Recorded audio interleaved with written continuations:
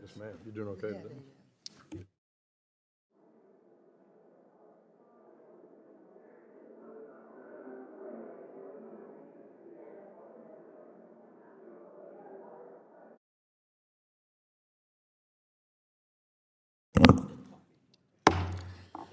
The Committee on Financial Services will come to order. Without objection, the chair is recognized to declare a recess of the committee at any time. Today's hearing is titled The Annual Report of the Financial Stability Oversight Council.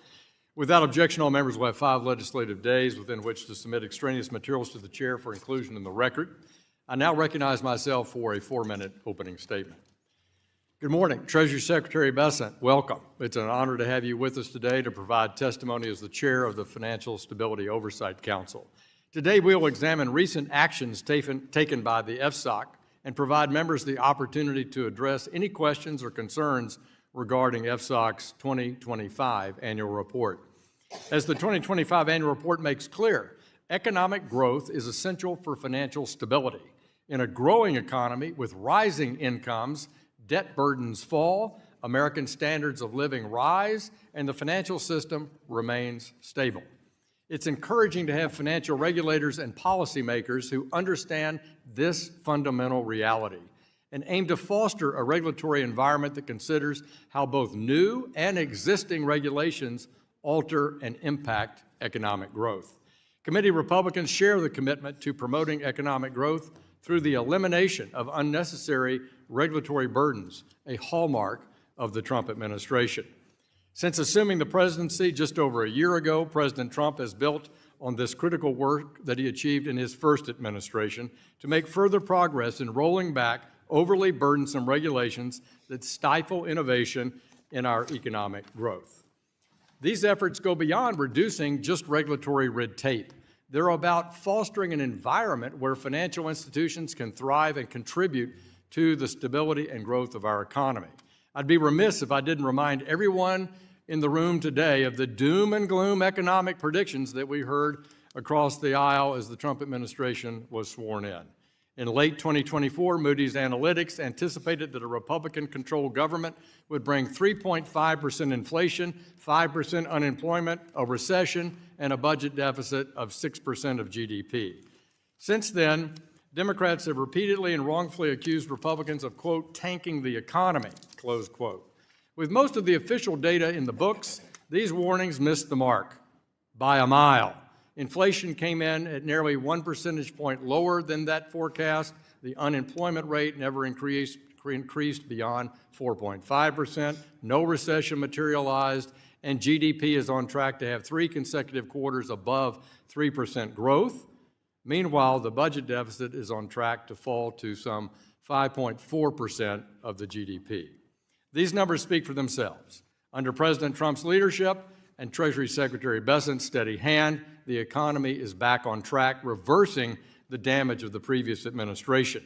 Throughout the 119th Congress and committee Republicans remain steadfast in our goal of reinvigorating the commercial banking system and make life more affordable for our American families.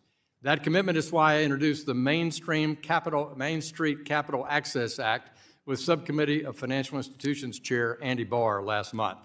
Our community banking package is designed to revitalize local bank formation, right-sized regulations that are intended for far larger and more complex institutions, ensure that community lenders can focus on serving our families, small businesses, and our local economies. This bill also aligns with the administration's efforts to right-size regulation and reflects the committee Republicans' dedication to ensuring that financial operations focus on safety and soundness with a tailored approach to supervisory complexity. Similarly, our bipartisan Housing for the 21st Century Act addresses housing affordability head-on by reducing the burdens that have made homes and apartment construction untenable. Improving affordability requires directly expanding the housing supply. Paired with Main Street Capital Access, Americans will benefit from more homes and more affordable ways to finance them. We're grateful for your time today, Mr. Secretary. We look forward to the discussion, and I yield back the balance of my time. I now recognize the ranking member of the committee, Mrs. Waters of California, for a 4-minute opening statement. Thank you very much, Mr. Chairman. Last week, Donald Trump marked his first year in office with consumer confidence plummeting to a 12-year low. That is not a coincidence. Trump promised a so-called golden age, but apparently he only meant one for his family and billionaire friends. Instead of helping families, Trump's trade wars are driving up the price of goods like groceries, clothing, and furniture. Small businesses and farmers feel it too, and we all know exactly who is to blame. Instead of lowering costs, Donald Trump has doubled down on chaos and cruelty while handing more power and more freedom to Wall Street. For example, instead of directing the Financial Stability Oversight Council to address threats to our economy, Mr. Secretary, it appears they're using it to do the exact opposite and deregulate Wall Street. While Trump claims he wants to cap credit card interest rates, his administration has repealed rules that curbed excessive credit card late fees and shuttered the Consumer Financial Protection Bureau, the very agency that returned $21 billion to Americans after they were ripped off. In fact, Trump's team has dismissed enforcement actions against predatory firms, even after they admitted to defrauding consumers. Why? Could it be because they gave to Trump's campaign or brought his crypto coins? Or could it be this president is not on the side of the American consumer and never has been?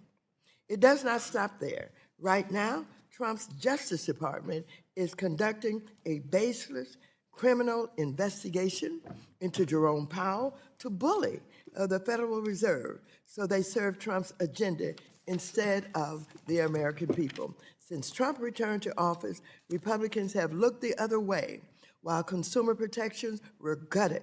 Instead of offering solutions to help families, they have protected corporate profits.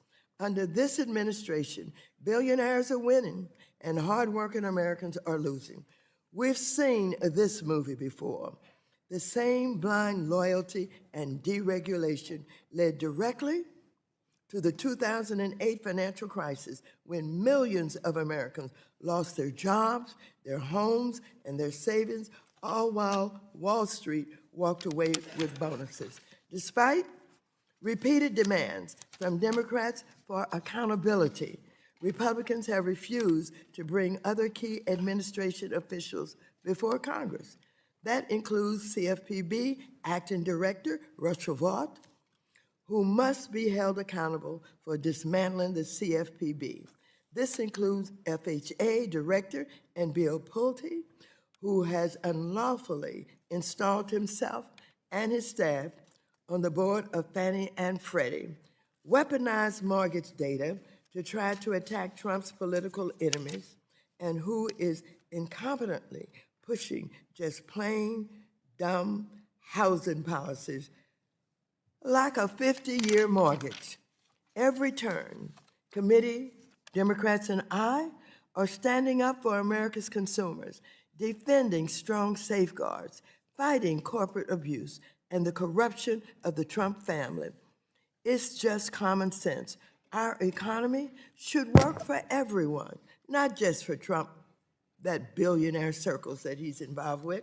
Republicans need to stand up to Trump, defend our regulators, protect consumers, and put families ahead of Wall Street. Anything less is complicity. The gentlewoman's time has expired. I yield back. I recognize the chair of our Subcommittee on Financial Institutions, Mr. Barr of Kentucky, for a 1-minute opening statement. Thank you, Mr. Chairman. Secretary Bessent, welcome back to the committee. Under your leadership, FSOC has done a terrific job eliminating unnecessary regulatory burdens and promote economic growth. Common sense legislation like the Main Street Capital Access Act is exactly the type of pro-growth proposal to promote financial stability that FSOC highlighted in its annual report. I'm proud to sponsor the TIER Act and the Community Bank Regulatory Tailoring Act that will modernize outdated statutory thresholds that impose disproportionate regulatory burdens on our financial system. This committee, along with FSOC, can successfully support our community lenders and allow them to thrive under right-sized regulation with this legislation in place. Regulatory tailoring helps to protect the diversity of our financial system, which is itself key to promoting financial stability. I look forward to working with the Treasury Department as you implement my outbound investment legislation that the President signed into law in December. With you at the reins, FSOC has returned to its core values and away from the weaponization and disarray we experienced under the Biden administration. I yield back. Gentleman yields back. I recognize the ranking member of our Subcommittee of Financial Institutions, Dr. Bill Foster of Illinois, for a 1-minute opening statement. Thank you, Chair Hill. Mark Twain is credited with observing that history does not repeat but often rhymes, and those of us who served on this committee during the financial crisis recognize this poem and its tragic ending. We have once again a historically unpopular president, fixated on the glory of his overseas misadventures and foreign bailouts. We have once again a multi-trillion-dollar asset bubble underpinned by opaque and conflicted financial mechanisms that nobody understands by design, being willfully ignored by partisan financial deregulators. And we have families all over America who, despite all the happy talk from the president, are having a hard time paying their mortgages and their monthly bills. You can hardly open any financial news source without seeing a discussion of the pending collapse of the AI circular investment bubble. And that is why we created the FSOC, and that is why last November, Democrats on this committee sent you a letter as chair of FSOC to figure out what we'll have to do when the music stops. Your response was insufficient, dismissive, and dangerous to our economy. I look forward to hearing more from our questions and yield back. Gentleman yields back. Today we welcome the testimony of the Honorable Scott Bessent, Secretary of the Department of Treasury and Chair of the Financial Stability Oversight Council. Secretary Bessent, we thank you for taking time to join us today. We'll be recognized for 5 minutes to give an oral presentation of your written testimony, and without objection, your written statement will be made part of the record. Mr. Secretary, you're recognized for 5 minutes.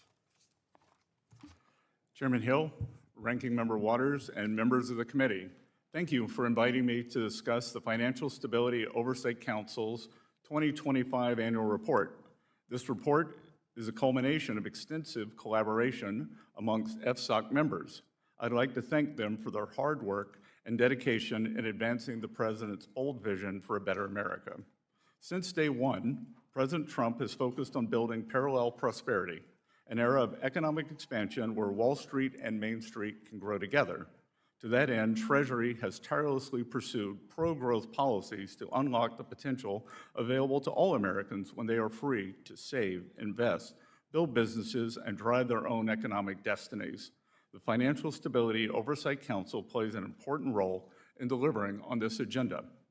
Too often in the past, we have seen regulation by reflex.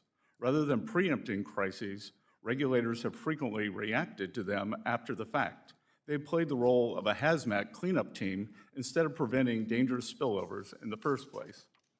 Regulation by reflex has led to a regulatory myopia that has undermined safety and soundness. Under President Biden, the bank regulators preoccupied themselves with reputation risk, climate-related financial risk, and other risks with no clear nexus to safety and soundness. At the same time, they centered supervision on management and other governance matters that distracted examiners and banks' risk managers from the real risk to safety and soundness. The result, predictably, was the second, third, and fourth largest bank failures in U.S. history in 2023. Besides undermining safety and soundness, regulation by reflex has driven excessive regulation.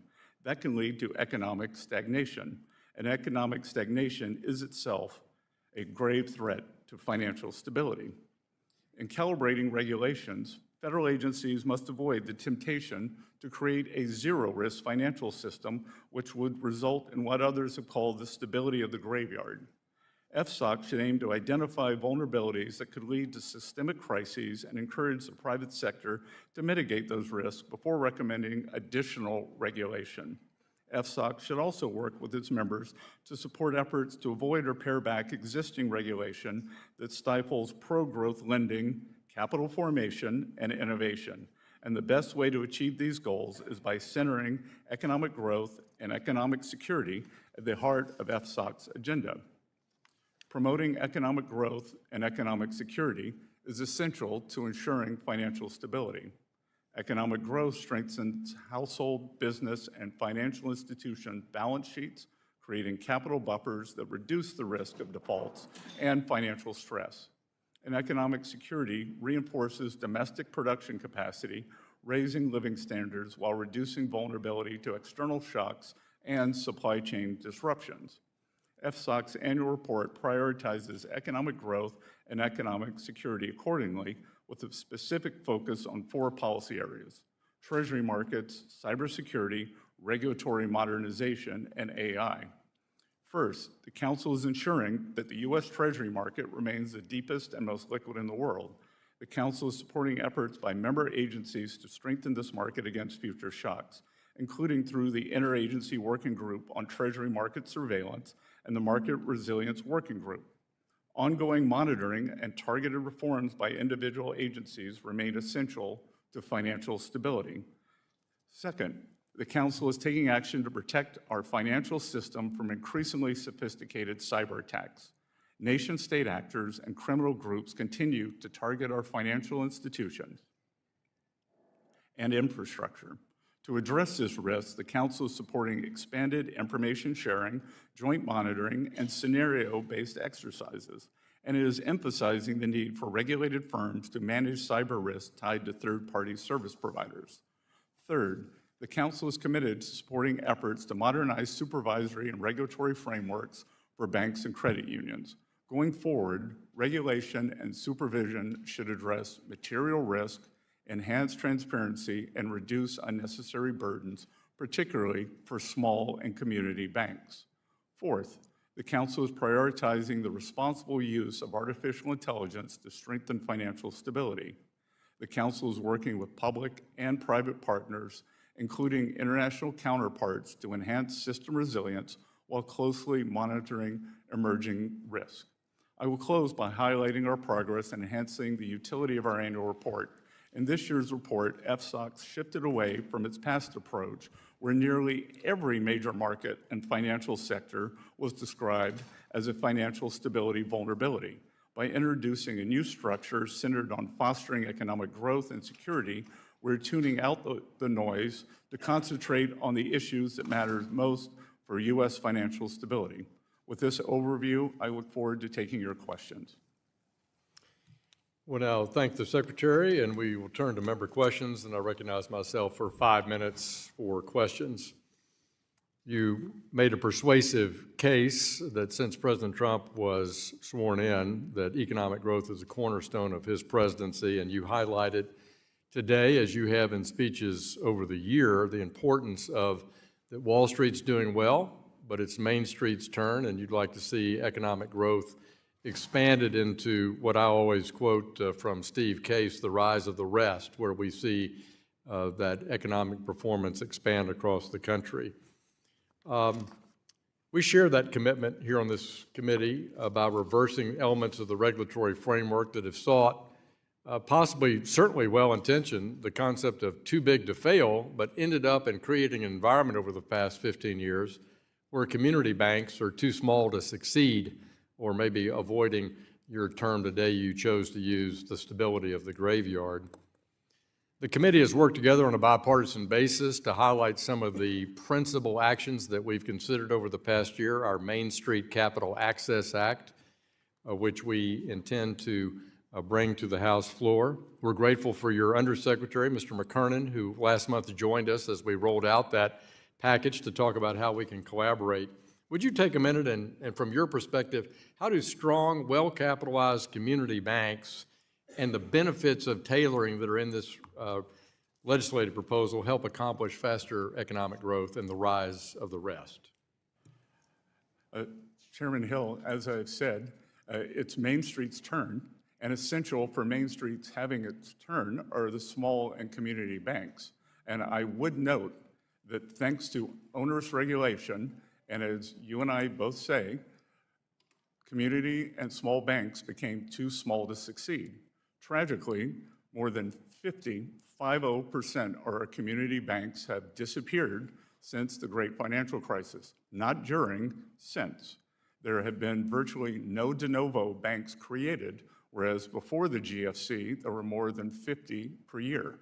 And small and community banks not only are the anchor for community-based lending, but they provide the bulk of the lending for agriculture, for small real estate loans, and for small business loans.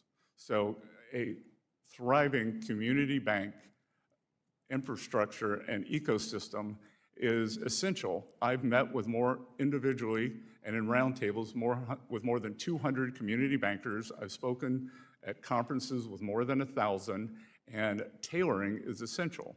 I had one banker from my home state in South Carolina with assets of about $200 million tell me that under the previous regulatory regime, she was told that she should be more like Bank America, the second largest bank in the country. And so it is essential that we have the right tailoring, right risk levels, and right monitoring of these important institutions. We thank you for your perspective on that, and to illustrate it in our work we've done on housing in the committee, also on a bipartisan basis, it was noted that banks under $10 billion in size, really the heart of our community banking system, several thousand banks across the country, they make 60% of our 1 to 4 family construction loans. And while banks of all sizes deliver amazing capital access in our economy, at the heart of our main streets, if we want more housing supply, we find that it's really that local grassroots, public or privately held community bank that helps lead that.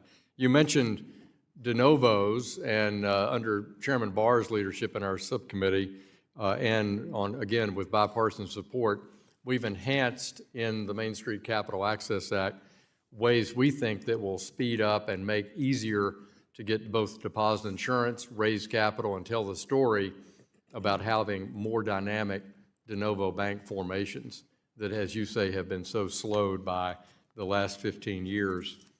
Turning to digital assets, something that we've talked about quite a bit in the time remaining, can you tell me your assessment of how the regulatory process is coming for the implementation of the GENIUS Act? The GENIUS Act was an important act, important piece of legislation for bringing back into the U.S. the regulation, creation of digital assets, and making the United States a national champion. The GENIUS Act and the stable coins that will be created with that could, in fact, be an important feature of financing the U.S. government. And we are moving with deliberate speed to round out the House and the Senate's intention on that important, Thank you very much, Mr. Secretary. important piece of legislation. Appreciate your work and leadership there. I now recognize the ranking member of our committee, Mrs. Waters of California, for 5 minutes for questions. Thank you very much. Secretary Bessent, in the FSOC annual report, you stressed the importance of economic growth to promote financial stability. While you noted many ways you plan to deregulate Wall Street and plant the seeds for another crisis, you said little about the harms of inflation. I find this odd, as the President and you have finally began discussing in the media how the price of goods are way too high. Notably, you mentioned that tariffs may need to come down to lower costs for Americans. So I have a few questions about this. As a former hedge fund manager in 2004, and I don't want you to go into any long details about this, but did you write a letter to investors raising concerns about the impact of tariffs, writing that, quote, tariffs are inflationary? Did you say that at that time, yes or no? No. Okay, thank you. Okay, we have a New York Times article that, agrees that you said that. New York Times. Then last summer, when you testified before a Senate committee, you said, and I quote, "There is no inflation. Tariffs are not being passed on to consumers."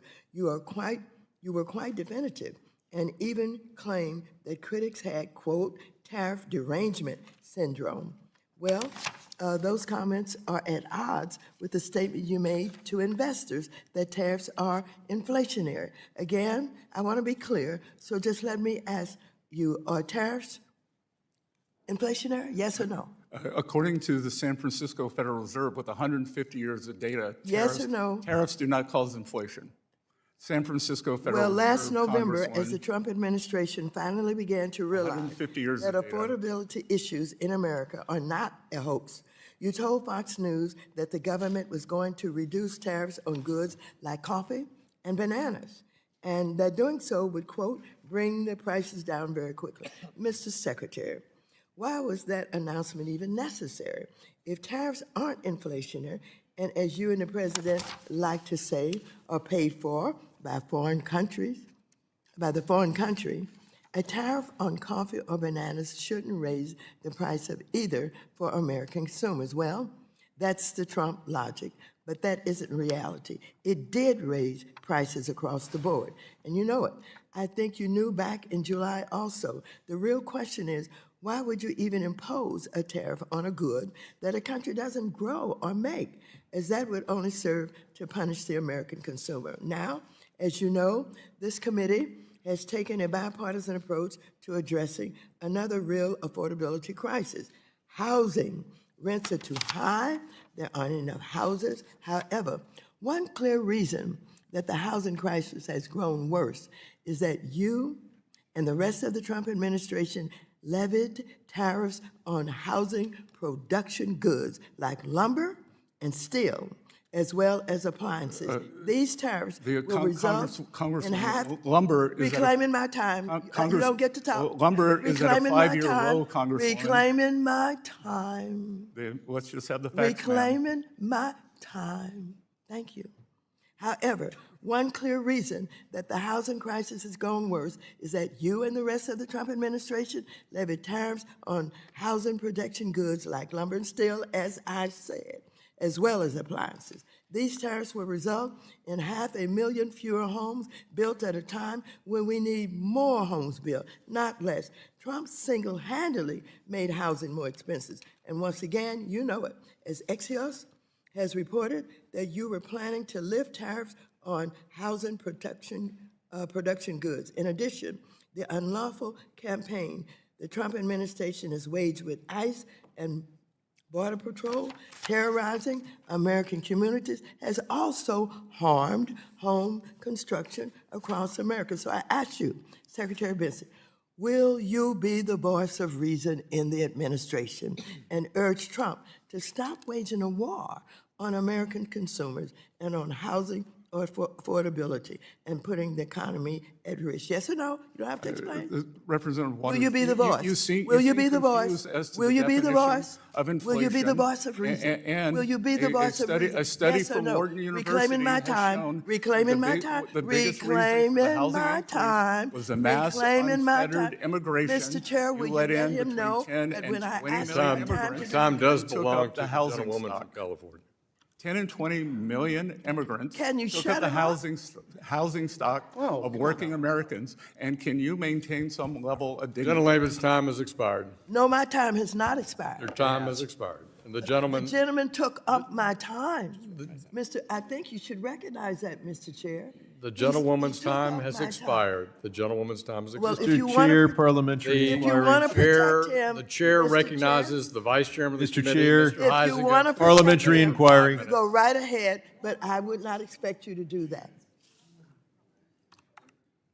Thank you, Mr. Chairman. And I will grant very briefly any time that you feel like you need to address anything. Again, I think the ranking member does not understand. Mr. Secretary, I'm sorry, the gentleman will suspend. There's a parliamentary inquiry. Mr. Sherman? Mr. Chair, will you enforce the rules of this committee so that the time belongs to the questioner and prevent filibusters from taking time away? And if those filibusters by the witness do take time away, will you allocate additional time? I will enforce the 5-minute rule. The I gentleman want my from- time back. The gentleman from Michigan is recognized. I grant briefly anything that you feel you need to address. I believe the ranking member does not understand the definition of generalized inflation versus one-time price increases. I would also note that housing, especially for working Americans, a Wharton study has shown that the mass unfettered immigration, adding 10 to 20 million new people demanding housing, Congresswoman, is what caused a great deal of housing inflation for working Americans. So you and the Biden administration should be ashamed. Which is also why we are seeing rents. There was just a recent media story on this. Rents are going down partially because of that enforcement. So Mr. Secretary. Yes, supply and demand continues to work. I've got a number of issues I got to hit. Very briefly here on FSOC, I need to talk then Burma and 3%. You talked about with the chairman about regulators using tailored market approach tools. How are you ensuring that FSOC's current work continues to prioritize activity-based, transparent, analytically rigorous approach grounded in cost-benefit analysis in coordination with functional regulators when evaluating potential risks in non-bank financial markets? That is done primarily for small banks through the Office of the Comptroller of the Currency and the FDIC. And those chairs are intent on tailoring the rules for small banks so that we do not have another 50% decrease in Main Street lending. All right, thank you. You outlined as part of the 4 goals, protecting, number 2 was protecting from cyber attacks. We have seen a rise in those cyber attacks in scam centers in Burma. And I applaud you and Treasury for some of your work in that, including sanctioning North Korean individuals, selling weapons to the Burmese military regime, as well as the Democratic Korean Benevolent Army, a Burmese army group that has organized these scam centers. However, last week it was reported that Iran was secretly shipping vast amounts of jet fuel in Burma. And I need to move through this quickly here, but that's why last year I introduced a bipartisan legislation that would specifically require the president to determine whether to impose stronger blocking sanctions on Myanmar Oil and Gas, Myanmar Economic Bank, and foreign persons operating in the jet fuel sector of the Burmese economy. I read recently that Treasury responded to Reuters' report by noting that Iran's quest for, quote, new markets is a sign that President Trump's policies are working, which I would agree. I'm also aware that Burma's military leaders have attempted to gain favor with the president, especially when it comes to lowering tariffs levied on his country. This is something that simply cannot happen. I represent a significant Rohingya population and know that the active bombing that is going on is unacceptable. And I believe we must continue to impose strict sanctions on the Burmese military rulers. What tools can Treasury use to punish both Iran and Burma for violating both U.S. and other Western country sanctions? Well, with respect to Iran, President Trump, upon entering office, instructed U.S. Treasury to implement a maximum pressure campaign, and we saw the fruits of that campaign in December as the Iranian economy has collapsed. Yep. We had a large bank collapse there. The central bank was forced to bail it out, created inflation, and the brave Iranian people have taken to the streets. We continuously monitor trade between two countries like that. The good news would be Iran has a significant shortage of dollars to buy, whether it is weapons or goods for the people, or to pad the Swiss bank accounts of the Iranian regime.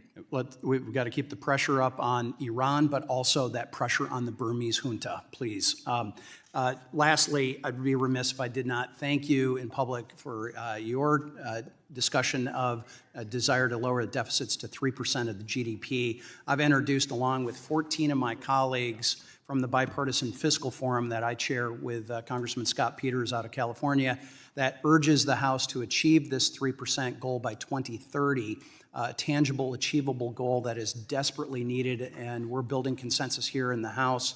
I know you and the administration take the ticking debt bomb seriously, and I hope that to continue this conversation with you. I don't know if you can, in 10 seconds, address I look forward to working with you on that, and I would note that the deficit to GDP, calendar year 2024, 7%, highest, not at war, not in recession. Calendar 2025, down to 5.4%. Gentleman's I time yield has back. expired. Thank you. Chair recognizes the gentleman from California, our ranking member of our Capital Markets Subcommittee. Mr. Sherman, you're recognized for 5 minutes. I want to agree with the gentleman from Michigan that we need to impose those sanctions on the Myanmar regime and protect, of course, the Rohingya minority to the extent we can. FSOC has to define what is systemic. I, for one, think that we shouldn't be focusing on the assets, but rather the liabilities. We didn't have a problem in 2008 because the banks had too many assets. We had a problem because they had too many liabilities. So I don't see how most... Congressman, that's incorrect. Ben Bernanke, then Fed chair, said, could you please tell me what these assets are? I'm going to reclaim my time. Regardless of that, I'm going to ask you whether you, not going to ask you to agree with me. I'm going to ask you to agree with your predecessor, Secretary Mnuchin. During the first Trump administration, that Secretary Mnuchin promulgated interpretive guidance that prioritized an activities-based approach to systemic risk regulation over an entity approach. Secretary Bessent, you have indicated that you want to kick off a review of FSOC's activities and processes. The FSOC Improvement Act, led by my colleague, Dr. Foster, which I've co-sponsored, as you know, would codify an activities-based approach to systemic risk regulation. Does the FSOC plan to revert to the 2019 guidance of the first Trump administration regarding a definition of a SIFI? Yes, we prefer an activities-based approach rather than an institutional-based approach. Thank you. I want to pick up on the ranking member's comments about whether tariffs cause inflation. You know, economists can say when the price of something goes up by 20%, that isn't inflation. It's a one-time price increase. But out in my district, when the price of something goes up by 20%, we call that unaffordability. And to say it's not inflation is sophistry. I'll point out that every time Democrats had and regulations that increased a company's cost, people in this room said that's going to cause inflation. Well, tariffs clearly have to be paid by companies, and if environmental costs are passed through, you can be sure tariffs are passed through. The ranking member asked the question, why a tariff on coffee and bananas? I think the answer is obvious: to make our tax system more regressive, to pay for the big, bad, beautiful bills, cuts in taxes for billionaires, and to fund ICE. I used to head the largest sales tax agency in this country, and we knew the sales tax was regressive, but we knew it would be even more regressive if we imposed taxes, sales taxes on food. And that is what you do with a tariff on bananas and coffee. Mr. Secretary, we lived through the bailouts of 2008. When powerful men lose money, they now want a government bailout. Does the Treasury Department or the various components of the FMOC have the authority to bail out Bitcoin? Could you please elaborate? What exactly does bail out Bitcoin Okay, mean, could you Congressman? instruct the banks of this country to buy more Bitcoin, or change banking regulations so that they are encouraged to do so in terms of the reserves that they're otherwise required to have? Again, that within the context of asset diversification within banks, they could hold many assets. They can, and there are different, but do you have the authority to order banks to buy Bitcoin or to invest U.S. tax dollars in Bitcoin or Trump coin? I am Secretary of the Treasury. I do not have the authority to do that, and as Chair of FSOC, I do not have that authority. So we're not going to see our tax dollars invested in crypto assets? Well, why would a private bank be your tax dollars, Congressman? Excuse me, I'm now asking about the money of our taxpayers, which you manage as Secretary of the Treasury. Is it going to be deployed into crypto assets? We are retaining seized Bitcoin. That's not exactly taxpayer money. You collect a lot of taxes this month? No, that is an asset of the U.S. It's an asset of the U.S. It was government. Are you going to invest any? And I will point out, Mr. Secretary, reclaiming my time, are you going to invest? from California, the asset stop. seizure, that $1 billion of Bitcoin was seized, $500 million was retained, and that $500 million has become over $15 billion. Gentleman's time has expired.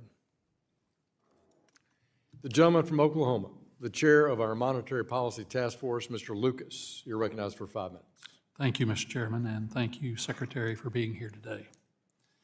You've said that the current deposit insurance framework is a vulnerability for the banking system, that there is a competitive imbalance that favors large banks, and that this increases the risk of bank runs and erodes depositor confidence. Can you talk more about a targeted expansion of deposit insurance for non-interest-bearing transaction accounts And would that strengthen financial stability within the system? Congressman Lewis, thank you for that very important question, because it is my belief, because there is the belief that big banks, the depositors, will not lose money. During a financial crisis, as we saw in 2023, assets leave small banks. And much of that is what is known as the payroll account. So I think it is very important for small banks to have one non-interest-bearing account that can have a much higher level of insurance so that they are able to retain deposits during a stress period. This is one of the reasons that we have seen assets leave small banks. It is one of the reasons that we have seen 50% of small banks disappear. Continuing along this line of inquiry, Mr. Secretary, a robust banking system with healthy banks of all sizes reduces systematic risk across the entire system. Why is it important that Congress act now on targeted deposit insurance reform, not only for Main Street, but also our financial stability? Well, again, deposit volatility, which is what you're referring to, is deposits moving during a stress time, does not benefit anyone in the long run. And one more question on this perspective. Congress should look at giving FDIC authority to raise the coverage level for non-interest-bearing transaction accounts to an appropriate amount that is data-driven and put smaller institutions on a level playing field with larger banks. How would our banking system be safer with a narrow, targeted expansion, such as the one I've suggested? Again, it would permit the small and community banks to continue competing. It would get credit to our Main Street, and it would stem deposit flight during a period of stress, which is one of the most, or one of the biggest threats to financial stability. Focusing on a slightly different subject. Sometimes something I've focused on as chairman of the task force on Treasury monetary resilience has been strengthening market stability and liquidity. We saw occasional bouts of Treasury market volatility last year. How would reforms to banking regulations like the liquidity coverage ratio and stress tests incentivize market intermediation for banks and improve market stability? Again, Congressman, wonderful question, that it brings more of our Treasury market onshore. And as you said, there were periods of stress last year. The market successfully navigated those. At the end of January, we had the third highest volume in the Treasury market, and the bid-ask spreads, very important for the financial well-being of the American people who are invested in money market funds, in bond funds, in their retirement funds. They have stayed right in the center line, and we are at a 5-year low in bond market volatility. Thank you, Mr. Secretary. I yield back, Mr. Chairman. Thank you. Gentleman yields back. Chair recognizes the gentleman from New York, the ranking member of our Foreign Affairs Committee. Mr. Meeks, you're recognized for 5 minutes. Thank you, Mr. Chairman. Secretary Bessent, if I'm not mistaken, you were working in the financial service industry during the late 1980s, correct?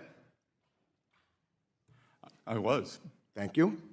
And well, I'm wondering, do you recall or you're knowledgeable of the Keating 5 scandal back then? Yes, sir, and I will point out that I was. I don't want to. No. I will point out that Limited time. I have limited time. I identified. The gentleman, my it's from, time. Mr. Secretary, it's the gentleman I from just New asked York's you a time. question. So I just want to make sure that everyone knows, who doesn't know, that the Keating 5 scandal involved 5 U.S. senators accused of pressuring the Federal Home Loan Bank Board to expedite and give more consideration to the case of Charles Keating, Jr., who ran the California-based Lincoln Savings and Loans. It led to a 14-month investigation unveiling how 5 U.S. senators and staff ended up with more than $1 million in contributions, 4 trips to the Bahamas, and all expenses paid stays at resort hotels. Following the scandal, the industry saw sweeping regulatory changes that was launched by then-President George H.W. Bush.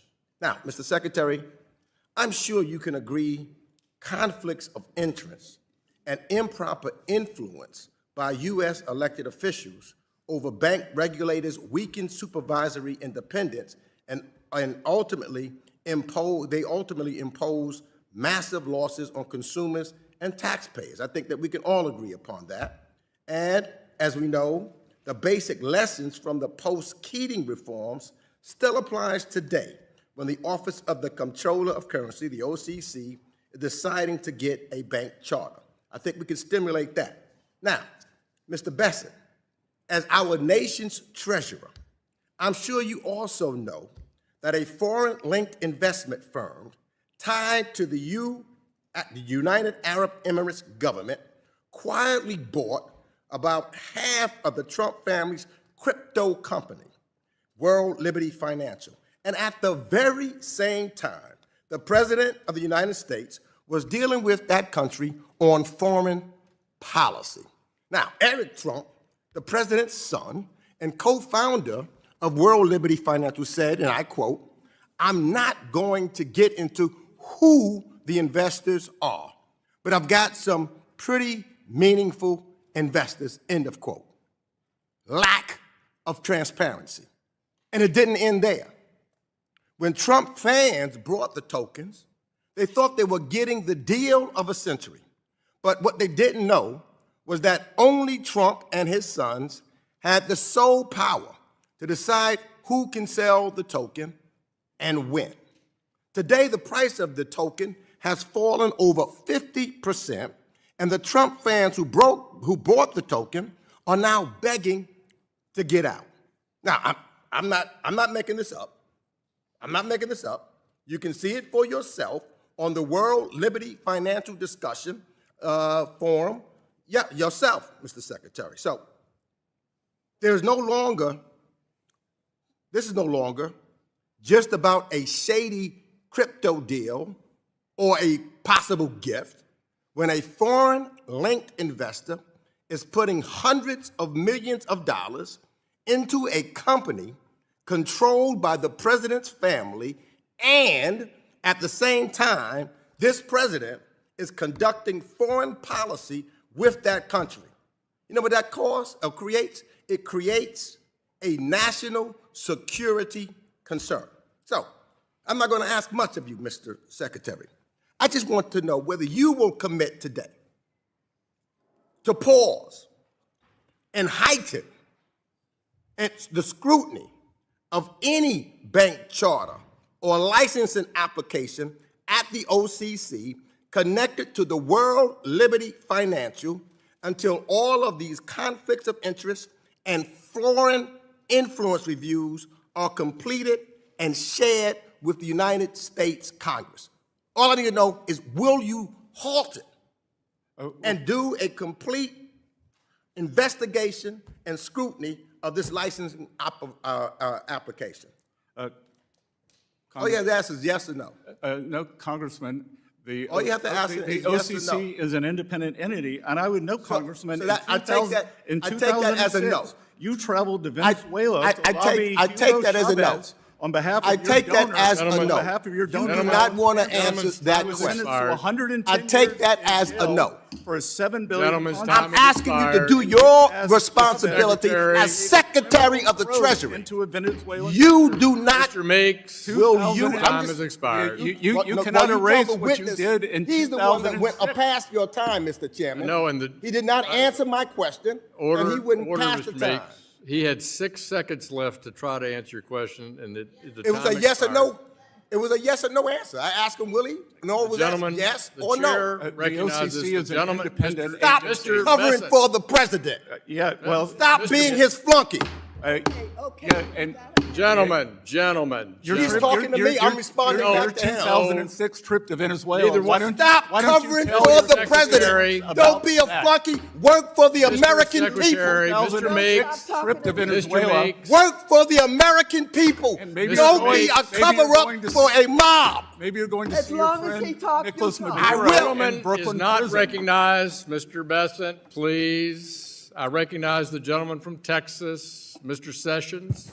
You're recognized for 5 minutes. Mr. Chairman, thank you very much. Secretary, welcome to the Financial Services Committee. I'm delighted that you're here. Mr. Secretary, we've talked with you about a broad range of things, not necessarily related to FSOC and your chairmanship there, but I would like to, if I can, talk with you something about the word public confidence.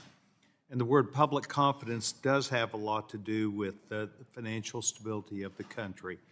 There are reports in social media that have shown, and I don't want to put you in a position where you cannot answer this because of anything that you've learned in Minnesota with the $9 billion worth of fraud. But there are social media accounts that show people who are at a Minneapolis airport with baggage full of up to $1 million cash attempting to exit the country. And I have engaged several people who have worked at Treasury to ask their opinion about that. Not the relationship between how they got the money, but just that it's going out of the country and following the law.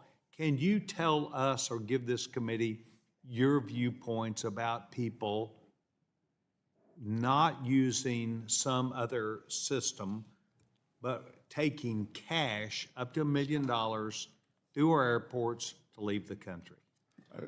Yes, so that is a DHS TSA function. We, having learned of this, we are attempting to integrate our FinCEN better with those forms. What we are trying to do at Treasury via FinCEN is to keep money from being wired out of the country through what are called money service businesses. So we have issued a geographic targeting order bringing down the amount of reporting to $300 and also asking on the form, if someone is wiring money out of the country, are you receiving public benefits? These are all very important issues, and as you did talk about, Department of Homeland Security does have a role in this. I would suggest to you that Treasury probably has a philosophy about the role of the American dollar in world economy. The stability that we have, the use of wanting to make sure that the dollar remains that dominant use. But I would tell you that I will be very interested if you have a working group on this of us making ourselves aware, because it is an issue to people who simply see social media. We look forward to working with you on that, Congressman. Thank you, Secretary. Mr. Secretary, as you have alluded to, and as the discussion here has been about banks, community banks, the ability that they have, you recognize, because you spoke directly to it, about the stress that they are placed under as opposed to bigger banks. Could you please talk to us about what you believe the role is of home ownership, which is increasingly a part of the political discussion and debate and discussions for members of Congress back home, of solving our home ownership problem?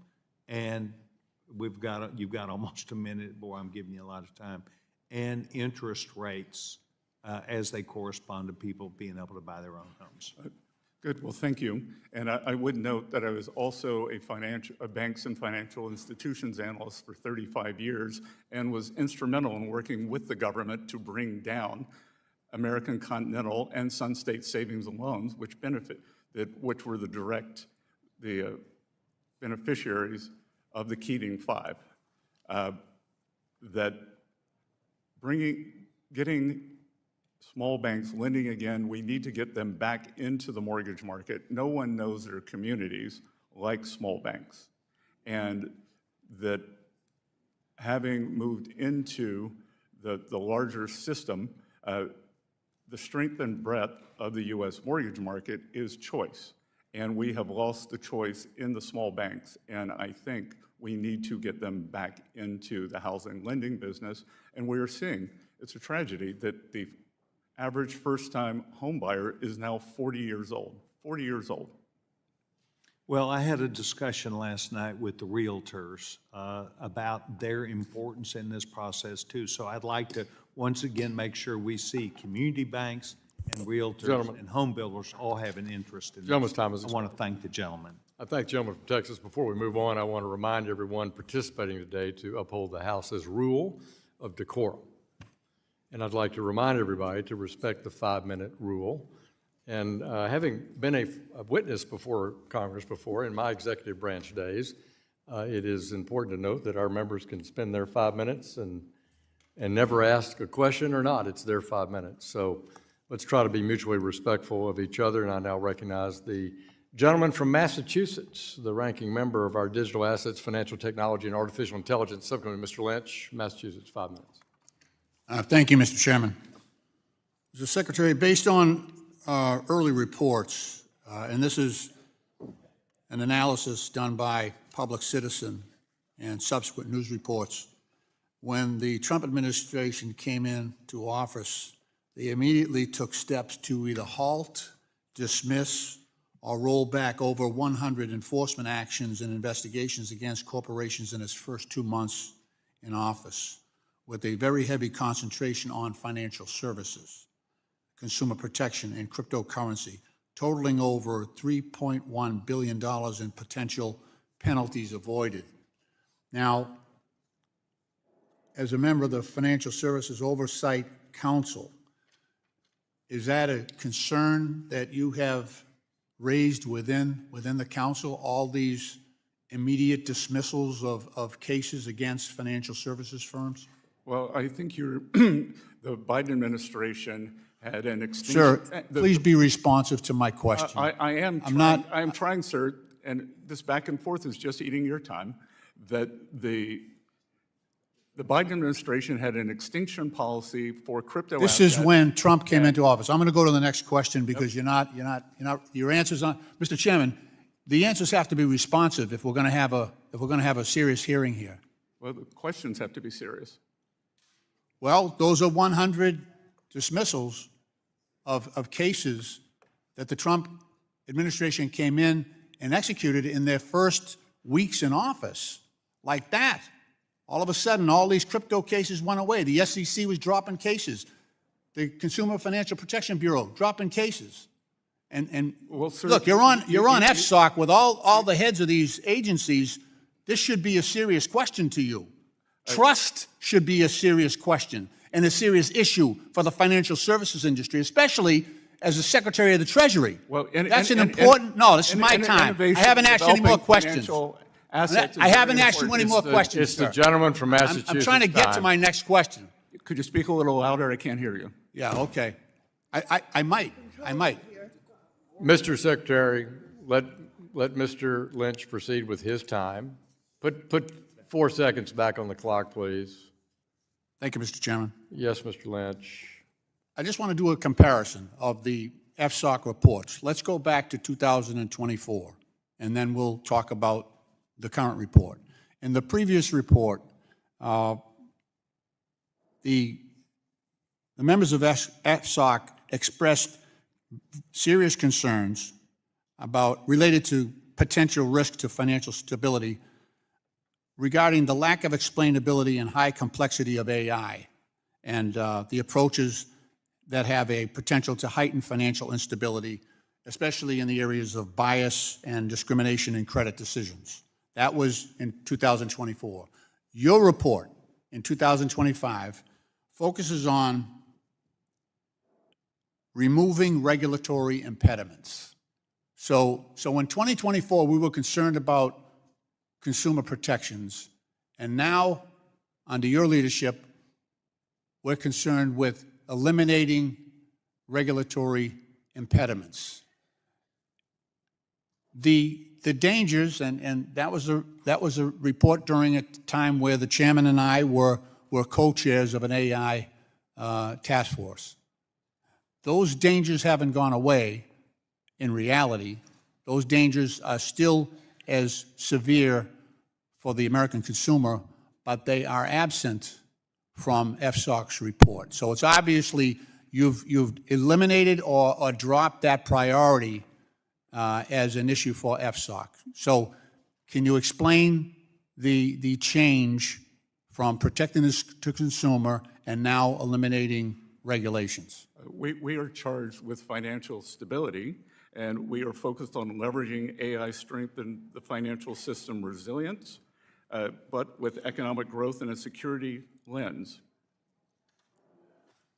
On the issue of explainability, Any concern about that in the use of AI in the financial services industry?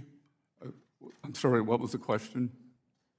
The issue of explainability, how when people apply for credit and are denied, we don't have the ability for AI to explain why they were denied. Is that a concern? I mean, we are talking about the trust within the financial services industry. It could be a concern, but we don't view it as a priority for financial stability. That's the truth. That's the truth. Okay, Mr. Chairman, I'll yield back. Thank you.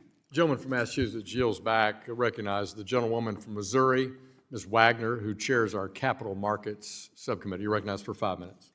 I thank you, Mr. Chairman, and Secretary Bessent. I find your answers to be quite clear, substantive, and, as always, well-informed. Thank you for being here. Early, sir, in your tenure as Treasury Secretary, you said, and you touched on it here today, and I quote, "For the last 4 decades, Wall Street has grown wealthier than ever before, and it can continue to grow and do well. But for the next 4 years, it's Main Street's turn. It's Main Street's turn to hire workers. It's Main Street's turn to drive investment. And it's Main Street's turn to restore the American dream." And as chair of the Capital Markets Committee, I could not agree more, sir. For too long, outdated securities laws have limited everyday Americans' ability to invest in innovative startups. At the same time, the number of companies listed on public markets continues to shrink.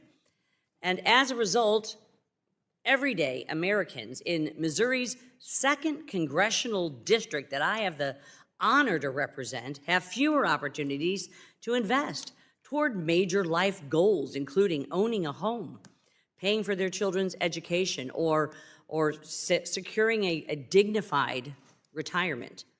Main Street businesses across the Midwest and other regions of our country are overlooked, as venture funding and capital raising opportunities remain largely concentrated on the coast. That is why I have made it a priority to facilitate capital formation and empower entrepreneurs and small businesses across America. Just weeks ago, Mr. Secretary, December 11th to be exact, the House passed my INVEST Act, a bipartisan package of 22 bills focused on 3 goals: expanding access to capital for small businesses, increasing opportunities for everyday investors, and strengthening our public markets. Capital formation is the lifeblood of American economic growth and prosperity. Our capital markets are indeed the deepest and most liquid in the world, and the INVEST Act will ensure that they remain among the greatest strengths for decades to come. I look forward to continuing to work with you and the administration to advance these priorities and unleash the power of our capital markets. Secretary Bessent, in your view, what are the largest barriers to capital formation for a small business? Congresswoman, I look forward to working with you. And I think I would bifurcate that. Most small businesses are individuals. And Correct. For many individuals, we have learned that most of them, 38% of Americans, do not own equities. So with the Trump accounts, which will give every child $1,000 seed finance, every American will be invested in a low-cost index fund. Every American will have a share of our great innovative economy. For small businesses, it is often, I would say, it is a duality of regulatory and access to finance. Americans are entrepreneurial. We want to get out and form businesses. And I believe that with the confidence of being able to do that, and what President Trump's agenda has done, businesses now have tax certainty with the One Big Beautiful Bill, that 100% deductibility of equipment, of factories, and of ag structures. We have energy certainty with our energy dominance, and we have regulatory certainty as we are pulling back the regulatory morass that was highly harmful to both small and large business. Absolutely. And as global competition for capital intensifies, the United States risks falling behind if our public markets also, I must say, remain costly or inaccessible for growing companies. How important is capital formation reform, like the reforms included in the INVEST Act? Again, 22 bipartisan bills that we brought to the floor with the support of 87 Democrats. How important are these reforms to maintaining U.S. economic leadership and long-term growth? Quickly, sir. Congresswoman, they're vital, and what we have seen, as you correctly outlined, is since the early 2000s, the number of public companies available for Americans and indeed international investors to invest in has greatly diminished, and it has developed into a network of private assets. Thank you. My time has expired. I have others that I will put forward for the record, and I yield back. Gentlewoman yields back. Chair recognizes the gentleman from Texas, Mr. Green, who's the ranking member of our Oversight and Investigation Subcommittee. Mr. Green, you're recognized for 5 minutes. Thank you, Mr. Chairman. Mr. Secretary, I ask that you recall Liberation Day, the day that President Trump announced tariffs. I ask that you recall that when he made this announcement, there was a sharp decline in the stock market. In fact, when he made the announcement, the NASDAQ experienced a 6% decline, the S&P 500 a decline of 11%. I ask that you also remember that some days later, the president announced that he was going to pause those tariffs. And when he indicated that he would pause the tariffs, the market then moved up. Do you recall these things, Mr. Secretary? I recall them very well, Congressman. Thank you. And I ask that you also recall, please, Mr. Secretary, that hours before the president announced the pause, he indicated by way of Truth Social, he has a more than 50% ownership in Truth Social. It's a great time to buy DJT. That was his announcement on Truth Social. And in so doing, Truth Social had a value that moved up. In fact, Truth Social, which the president has a majority ownership, went up by $415 million. Now, here's what's interesting in this scenario. When he made that announcement and said it's a great time to buy DJT, that happens to be the symbol for his stock, DJT.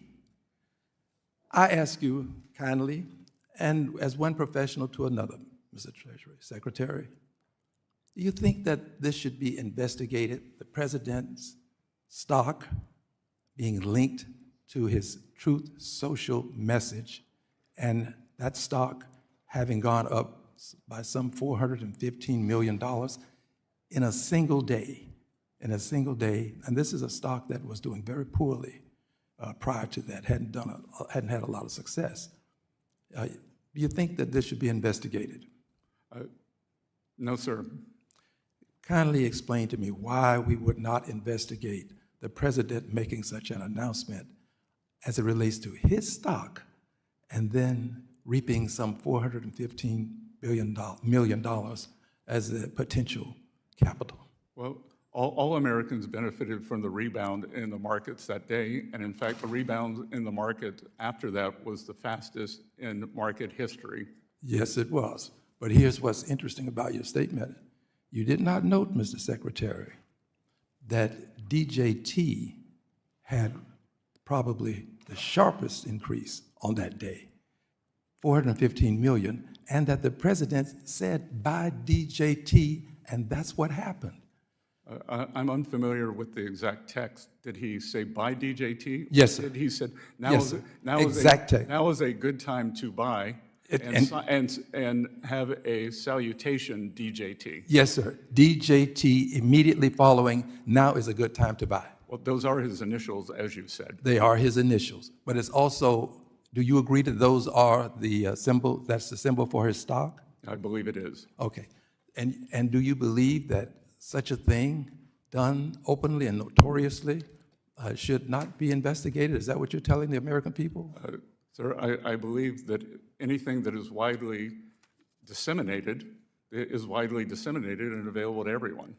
Well, it was available to everyone, but what he said related to his stock could relate to something else, but to his stock. And here's the point, Mr. President, Secretary, here's the point.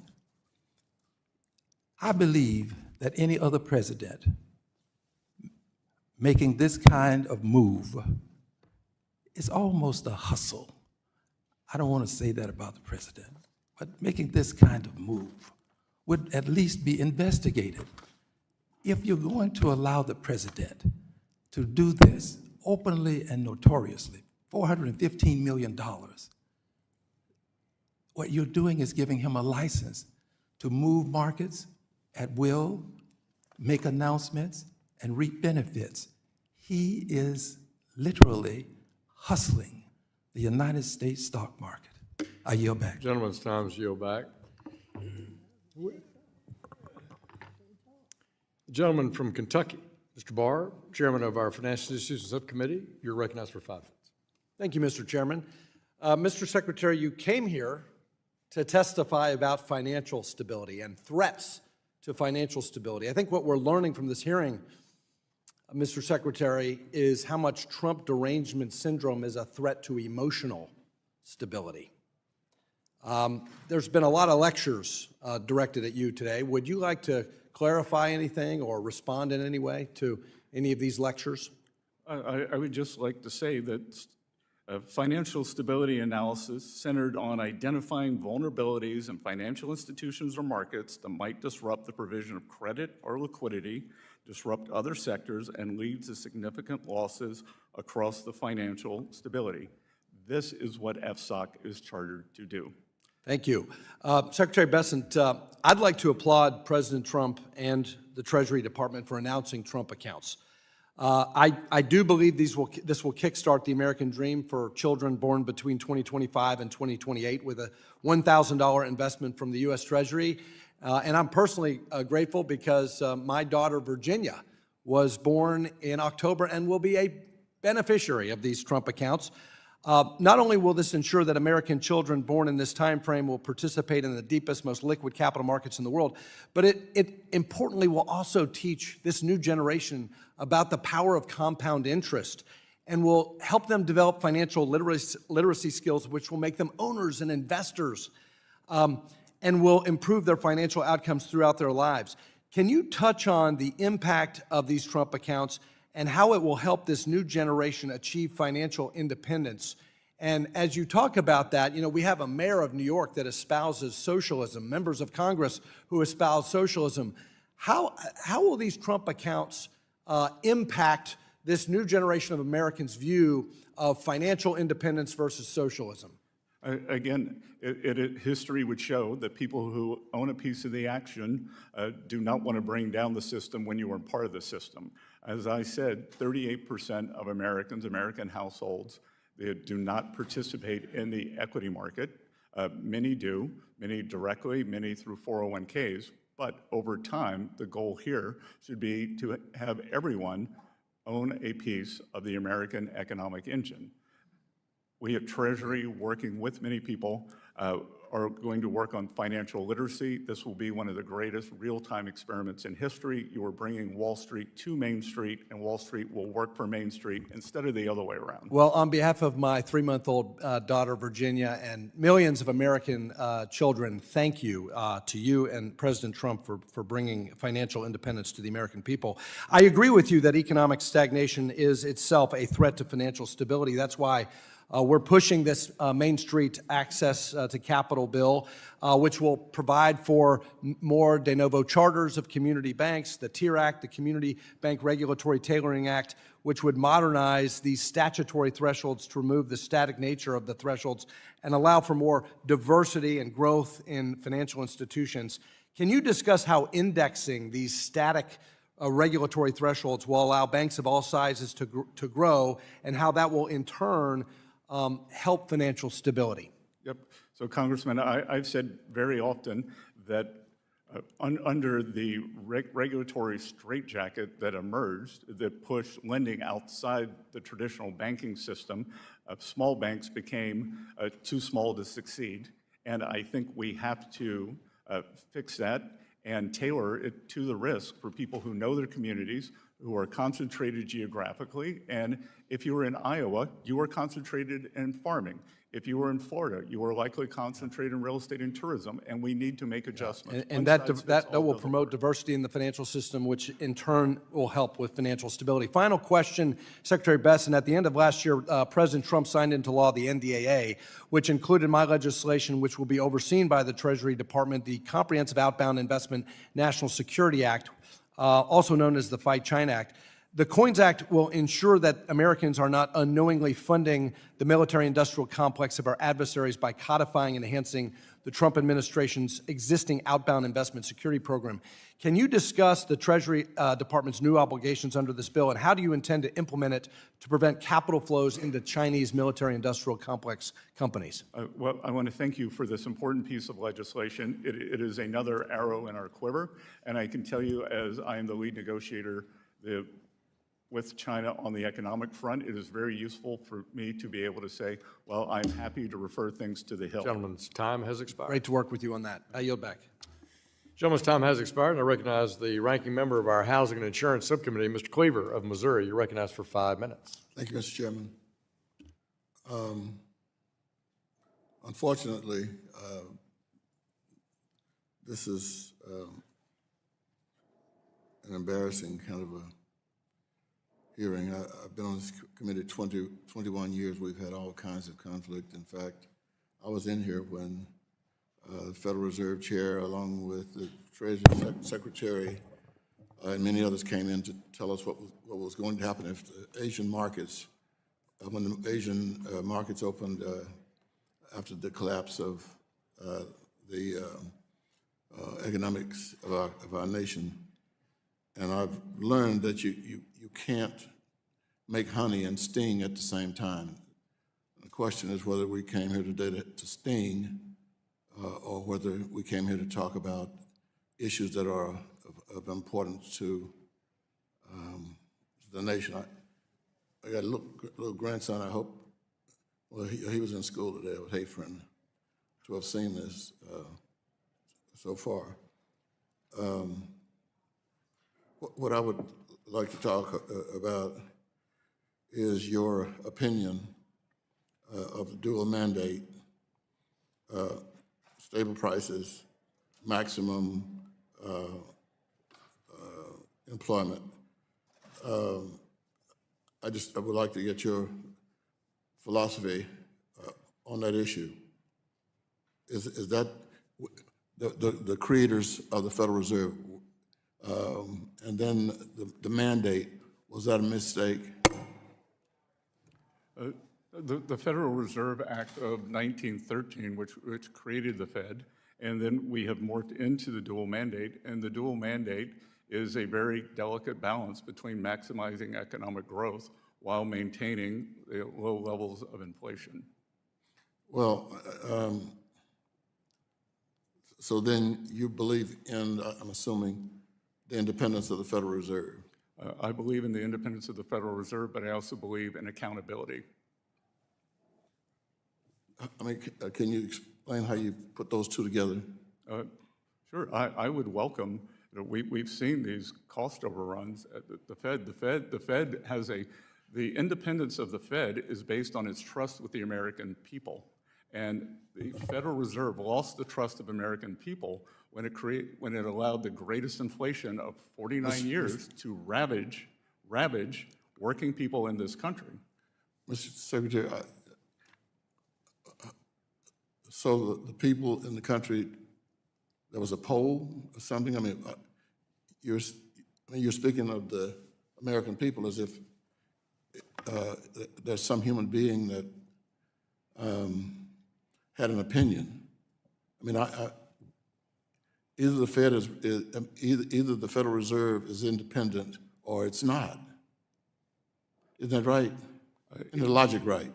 The Federal Reserve should be independent for monetary policy, and every other program it undertakes impinges on the monetary policy independence, whether it is cost overruns on a building whether it is intruding in climate, whether it is offering political opinions. Mr. Secretary, so being a member of the cabinet, you would advise the President of the United States to verbally and politically interfere with the decision-making of the Federal Reserve? Well, it's his right, just as Senator Warren's right in September of '24 to say that they shouldn't cut 50 basis points, they should cut 75 basis points. It's the right of everyone in here because, again, there is no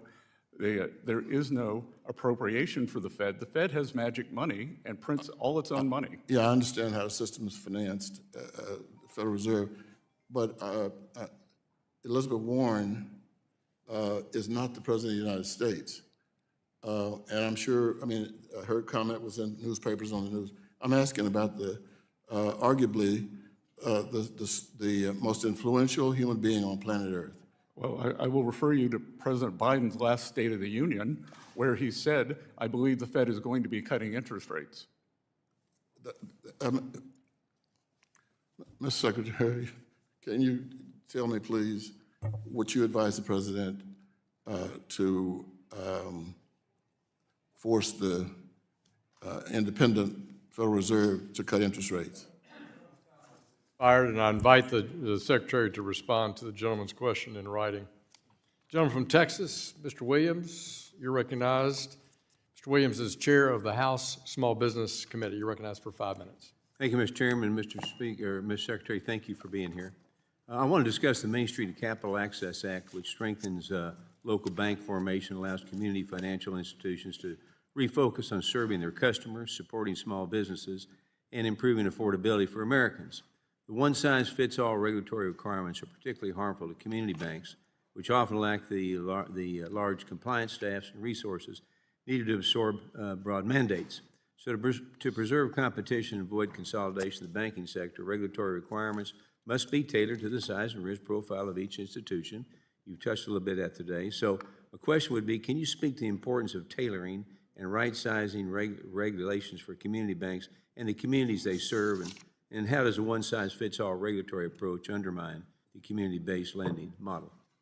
Again, Congressman, as I said, a banker from my home state of South Carolina with about $200 million in assets, so it'd be a very small bank, was told by a regulator she should run her business like Bank of America. She has 3 compliance officers out of 17 employees. She knows everyone in her small community in South Carolina. So it is very important that we set the correct standards for the lending risk and for the business success, because our main streets will only succeed when these banks succeed. Well, 99% of the businesses are small. They need these banks. Yes, and and just to be clear, I've come under fire from the Wall Street Journal they called me a populist because I said that it's Main Street's turn, and I will note that it's called the Wall Street Journal, not the Main Street Journal. Thank you. 2 of my bills are included in our committee's Main Street Act. The first, the Merger Process Review Act, directs the Inspector General of the NCUA and federal banking agencies to examine the agency's merger review process to evaluate delay, reduction, efficiency, and transparency. The second, the Merchant Banking Modernization Act, would permit banks to hold merchant banking investments for up to 15 years, providing regulatory certainty and aligning federal investment rules with real-world timelines of small and medium-sized business projects that often take more than a decade to plan. So a question would be, Mr. Secretary, can you tell us what the benefits would be brought by greater clarity in merger review process? And next, how would allowing banks to hold merchant banking investments for longer periods contribute to growth for small and medium businesses and the wider economy? Again, regulatory certainty for any business, as you know, as an advocate for small business is important. And for small businesses who don't have legions of consultants, legions of lawyers, the regulatory certainty that is important, and the ability to grow through acquisition is also important. And we just want the regulators to put down the framework and stick to the framework, not to regulate through supervision. Thank you for that answer. And finally, in the 2025 FSOC annual report, you noted that financial stability and economic growth are closely linked. You also observe that many financial and regulatory supervisory policies fail to consider their cumulative impact on economic growth, with new regulatory costs often evaluated in isolation. I hear this concern frequently from small businesses and financial institutions in my district in Texas, where layer after layer of regulatory burden from prior administrations led to millions of dollars in countless hours spent on compliance instead of serving customers and supporting their local communities, and they're hiring compliance officers before they hire loan officers. Again, it affects Main Street. So how do layers of regulations after small business growth with ultimately affect economic growth?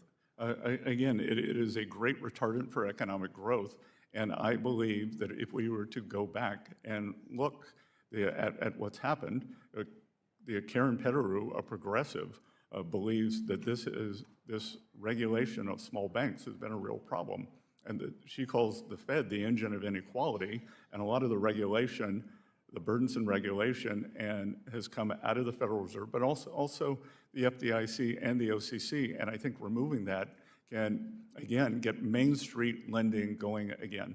Thank you. I've got 34 seconds left. Would you like to have any of that? I would like to add that under this administration, we are pushing for the financial system, the regulated financial system, to get back on an even, safe, sound, and smart level through deregulation, but not deregulation at any cost, but deregulation that will help the American small business, the American consumer, and those who would like to become homeowners. Thank you for watching Main Street. I yield my time back. Gentleman yields back. Chair recognizes the ranking member of our Financial Institutions Subcommittee, Dr. Foster from Chicago. You're recognized 4 or 5 minutes. Thank you, Mr. Chair, and to our witness. I mentioned in my opening remarks our recent letter to FSOC asking them to look seriously at the risks of the deflation of the AI circular investment bubble, which is something you obviously read about every time you open up any financial journal anywhere these days.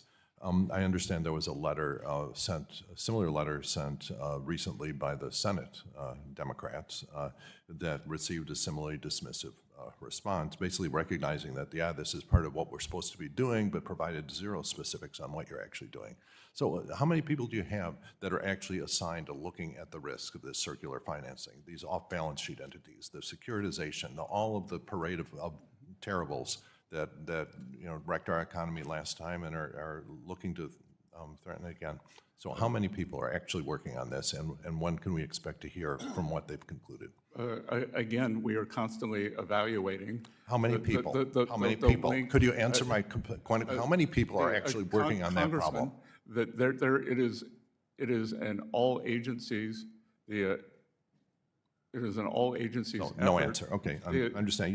They're not willing to give me a number on who's actually working on it. And when do you? I could say 2,000, but that wouldn't be correct. It wouldn't be. Because some people may devote an hour a day, some people may devote 80 hours a week. All right, when can we hear something specific? When can we expect to hear something specific? In the interest of getting back to you and a change in tone, I am happy to send you a reply.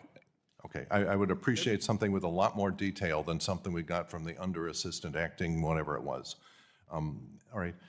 Also, well, last time we spoke, I asked you a simple question that I didn't get an answer to, which is, does this administration support a strong dollar policy or a weak dollar policy? And frankly, as far as I've been able to tell, you're just all over the map on this. So could you answer the question just simply, do you support a strong dollar policy or a weak dollar policy? And how would you, score your, whichever way you're trying to go, how are you doing? We always support a strong dollar policy.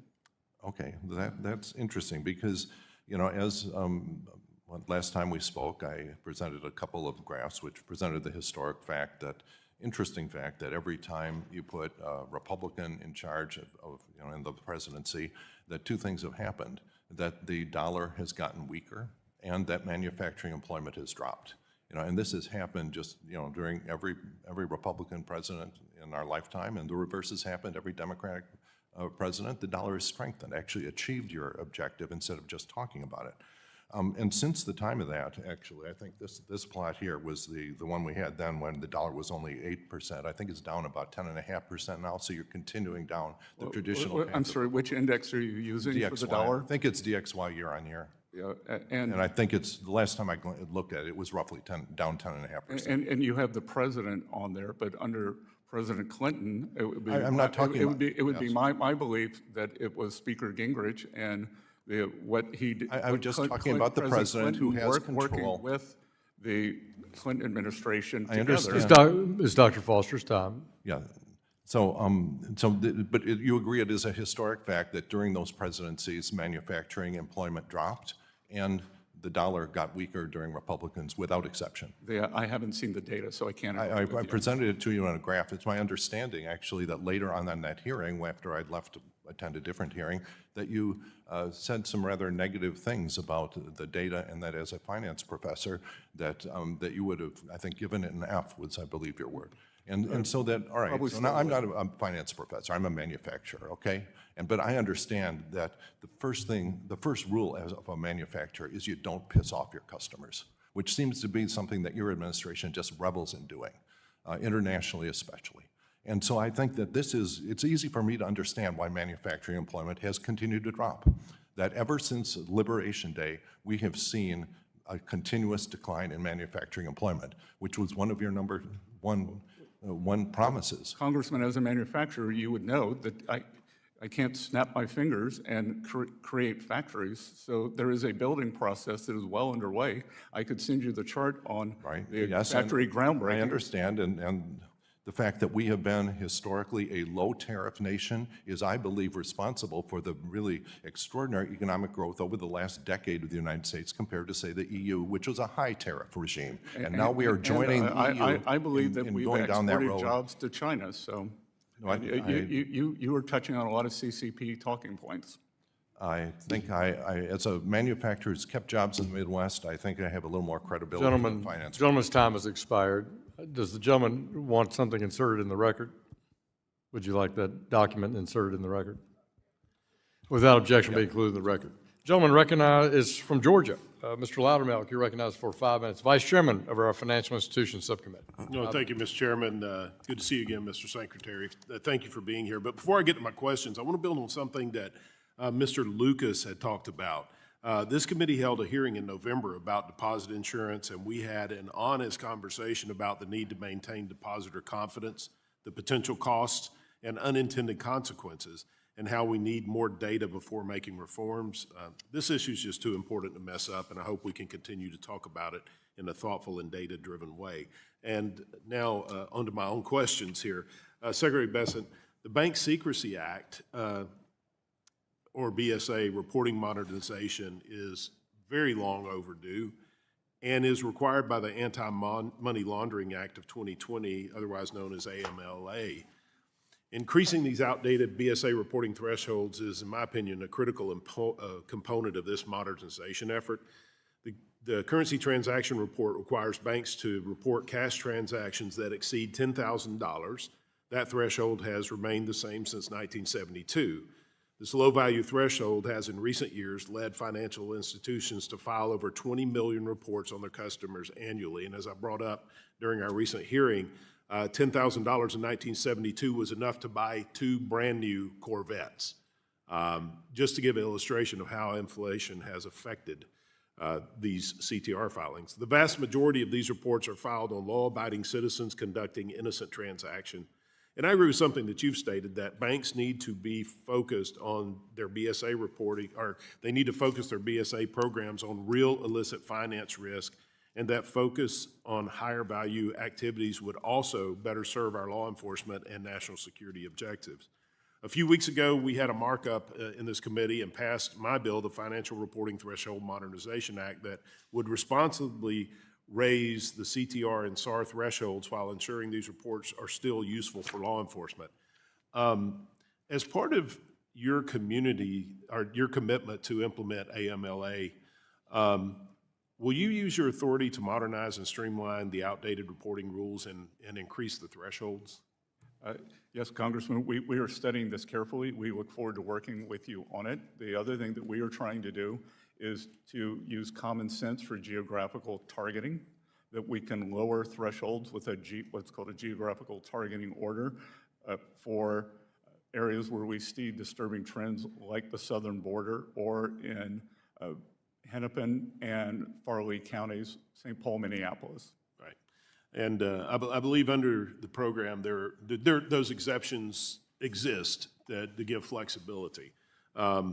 You've talked about the importance of creating an effective BSA program that allow financial institutions to focus on high-risk activities other than just focused examinations on paperwork. How can you ensure that our financial institutions can focus on real illicit finance risks? And do you plan to consult them and law enforcement throughout your process? Yes, we have done a very iterative process, especially with the small banks. And we've had numerous visits at Treasury. Our FinCEN group has been out on the road regionally asking for best practices, and we are working to incorporate to get the right mix of enforcement and common sense. Well, that's good to hear because after spending almost 30 years in the IT sector, especially with data security, I've equated to the way the system is right now is looking for a needle in the haystack, where the government's default is always, well, let's just make the haystack bigger, when I believe we should make the haystack smaller so it's easier to detect the fraudulent players. Do you believe that a modernized, effective BSA regime would hinder or undermine law enforcement if we were to modernize it? Again, if it were done in a very smart way that optimizes looking for criminal activity, not at all. And that's really the direction I think we should be going. Eliminate the noise so we can focus on where the bad players actually are. Mr. Secretary, when can Congress expect to see the Treasury's proposed changes to the BSA program? Congressman, I'll get back to you on that, but we are working on it with all deliberate speed. Okay, and stand ready to help in any way that we can, and we appreciate your efforts and your service. And Mr. Chairman, I yield back. Gentleman from Georgia yields back. Chair recognizes the ranking member of the House Permanent Select Committee on Intelligence. Mr. Himes of Connecticut, you're recognized for 5 minutes. Thank you, Mr. Chairman, and welcome, Mr. Secretary, over here. Good to have you with us today. Secretary, in February of last year, during your tenure as acting director of the CFPB, you instructed the staff to suspend all rulemaking, litigation, communications, and enforcement actions.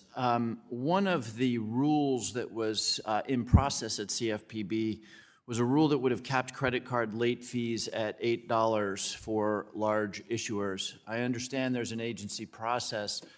Do you have a personal view as to the wisdom of an $8 cap on late fees?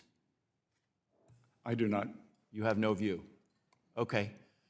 The president recently proposed a 10% cap on credit card interest rates. That's caused a certain amount of interest in this institution because presumably it would require legal action. So as Treasury Secretary, what are the plus and minuses of that proposal? Do you have a personal view on the wisdom of that proposal? The president is interested in affordability for the American people, and I think his view is that banks have done very well, and that by capping the rate for 1 year, it would give the American people the chance to recover from the horrible Biden inflation of 22%. We were both in the finance business for a long time. Is there any possibility, any risk that such a cap would actually have a pretty constrictive effect on the availability of credit, especially to subprime borrowers? Again, I think that would be very important to examine as it's being put in. But Congressman, what we've seen over time is credit cards used to compete on what was known as APR, the financing rate, and now they compete on rewards. And what we have seen is that the APR, as you said, the subprime borrowers are paying higher APR, and the upper-end borrowers are getting more rewards. So maybe there is a calculus here on how to diminish the rewards and cut the APR. When you were asked a similar series of questions, you gave a similarly careful answer, but you said that there were bad actors in the, I think you said you were referring to credit card companies. Who are those bad actors? I'm not going to name them. So you'll tell us that they exist, but you won't tell the Congress who they are so that we might undertake some oversight. I think you have very large investigative committees. Okay, let me shift gears here. So many years ago, working with then colleagues John Carney and John Delaney, we put together a proposal for the removal from conservatorship of the GSEs. Last fall, as you'll undoubtedly recall, there was a roundtable held at Treasury around an issue that is really critical, which is housing and its affordability, and the fact that we need to build a whole lot more housing. The conclusion from that roundtable, as I understood it, was really one theme, which is do no harm. Over the past year, the President and Director Pulte, however, have tweeted a host of utterly chaotic proposals for the GSEs, including an immediate IPO, 50-year mortgages, ending special purpose credit programs, rapidly exiting the conservatorship, stripping away the GSE's housing goals. I could go on and on and on. Mr. Pulte seems to have appointed himself the inquisitor of people like Letitia James and Adam Schiff. And apart from making a political point here, I'm trying to point out that we have a crisis in this country around housing affordability. The HUD Secretary was in here the other day using terms like, I'm going to encourage the building of additional housing. So my question for you in my final minute, what should we be doing right now with respect to the GSEs so that the GSEs can create a lot less risk for the American people than they represent in the conservatorship, but so that they are a vibrant part of an expanding housing growth sector? Good. So, Congressman, I would point out that the market is the ultimate arbiter, and the spread between mortgages and treasuries, despite your statements, is the lowest that it's been in many years. So yeah, but that's because the mortgages are effectively guaranteed by the federal government. That's not surprising. That's trivial. But my question is, what should we be doing right now? But the spread is lower than it was this time last year, and it was guaranteed last year. Let me repeat my question, Mr. Secretary. You're an expert in the field. What should we be doing right now to assist in the production of additional housing?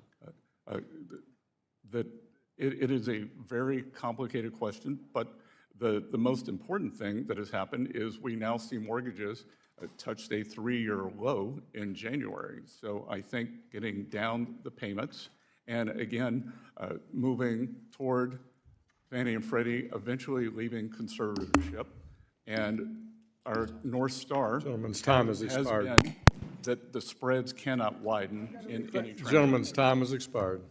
It's okay. Thank you. I yield back. Thank the gentleman from Connecticut.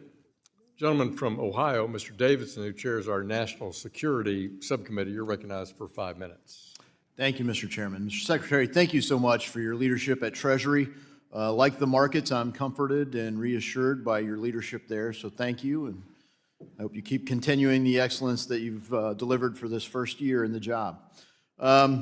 You know, the Export-Import Bank has played an increasingly important role in strengthening U.S. supply chains, and certainly doing that has been a big focus of this administration with a whole host of policies. Given China's dominant position in many critical mineral supply chains and the bank's expanding use of financing tools to address these vulnerabilities, does the Export-Import Bank need additional capital or authorities to scale its support for supply chain resilience? I believe that John Yakonovich would come to you. He's doing a fantastic job, as the Ex-Im Bank is overall, and it is the linchpin toward our move toward regaining our sovereignty with not only critical minerals, but will be semiconductors, medicines, steel. So anytime Ex-Im Bank comes forward and asks for more money for national security, I cannot stress that enough. At FSOC, we are talking about economic security and national security are the same. Yeah, thank you for that, and we'll be meeting this week, frankly, to talk about just that. So we need to reauthorize it, and I think that's things that we want to take into consideration. What additional capital, what additional authorities do they need? And that leads into the Defense Production Act. In the most recent NDAA, certain Defense Production Act authorities were shifted to the Department of Defense.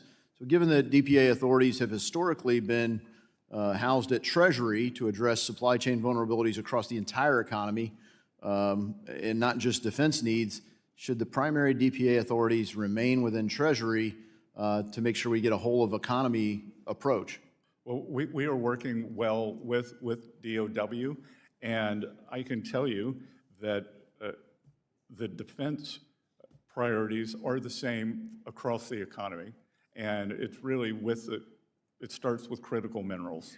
And I believe DOW is leading that along with Exim Bank.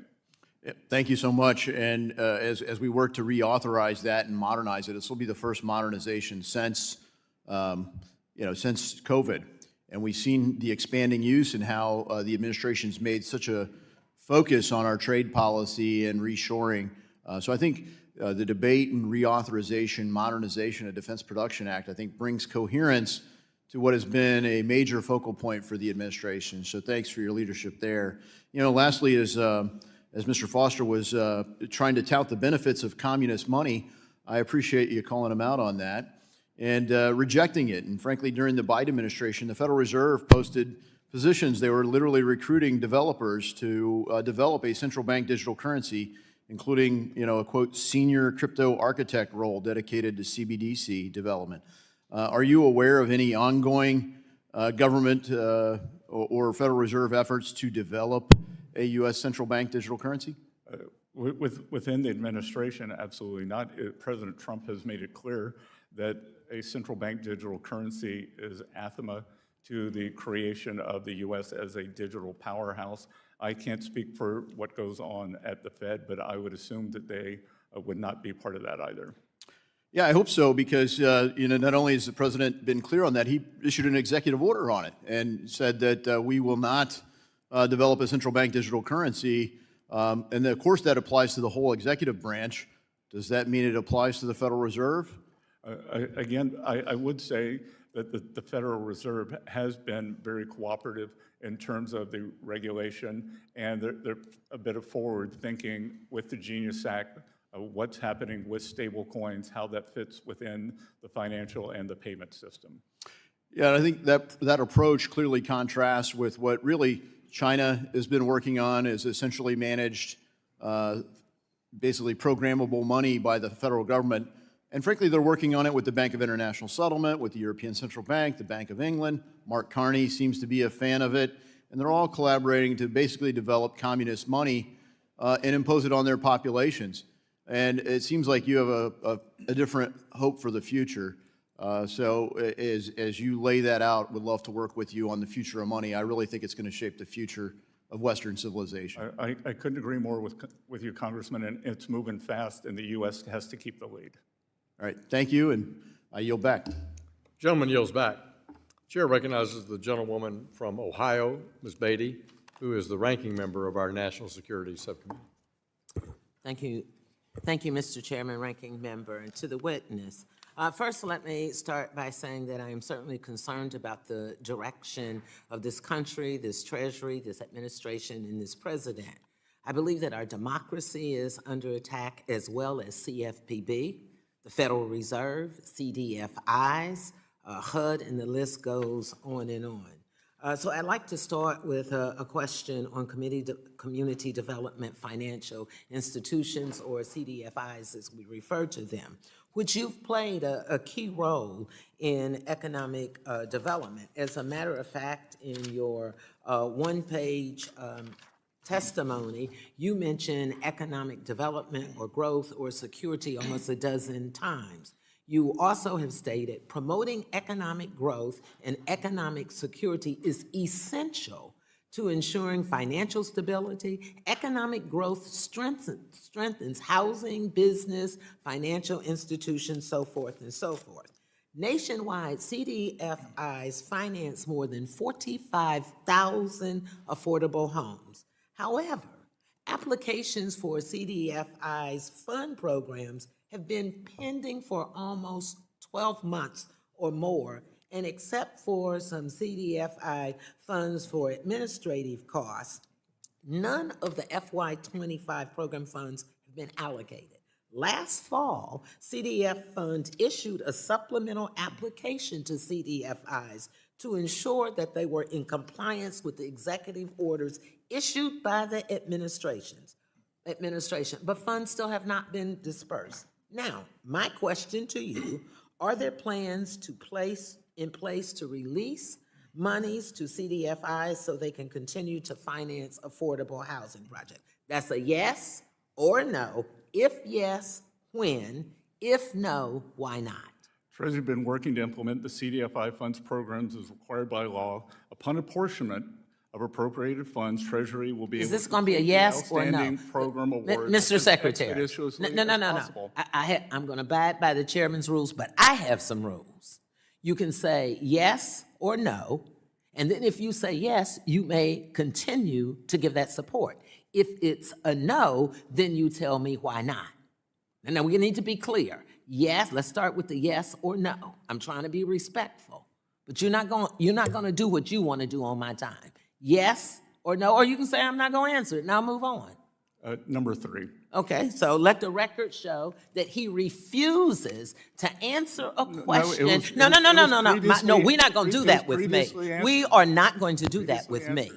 Ask it. It's the gentlewoman's time from Ohio. Now, you opted for number 3, so you get to hear my wrath that you refuse to answer a question under your authority and what this administration, and yet you've talked about the value of housing, and you're not releasing the funds, and I want the record to be clear on that. So let me move on. Mr. Secretary, I've asked you, as your predecessors, Democrats or Republican, Jack Lew, Mnuchin, Janet Yellen, and you a year ago, about putting Harriet Tubman on the $20 bill. We started this process in 2020.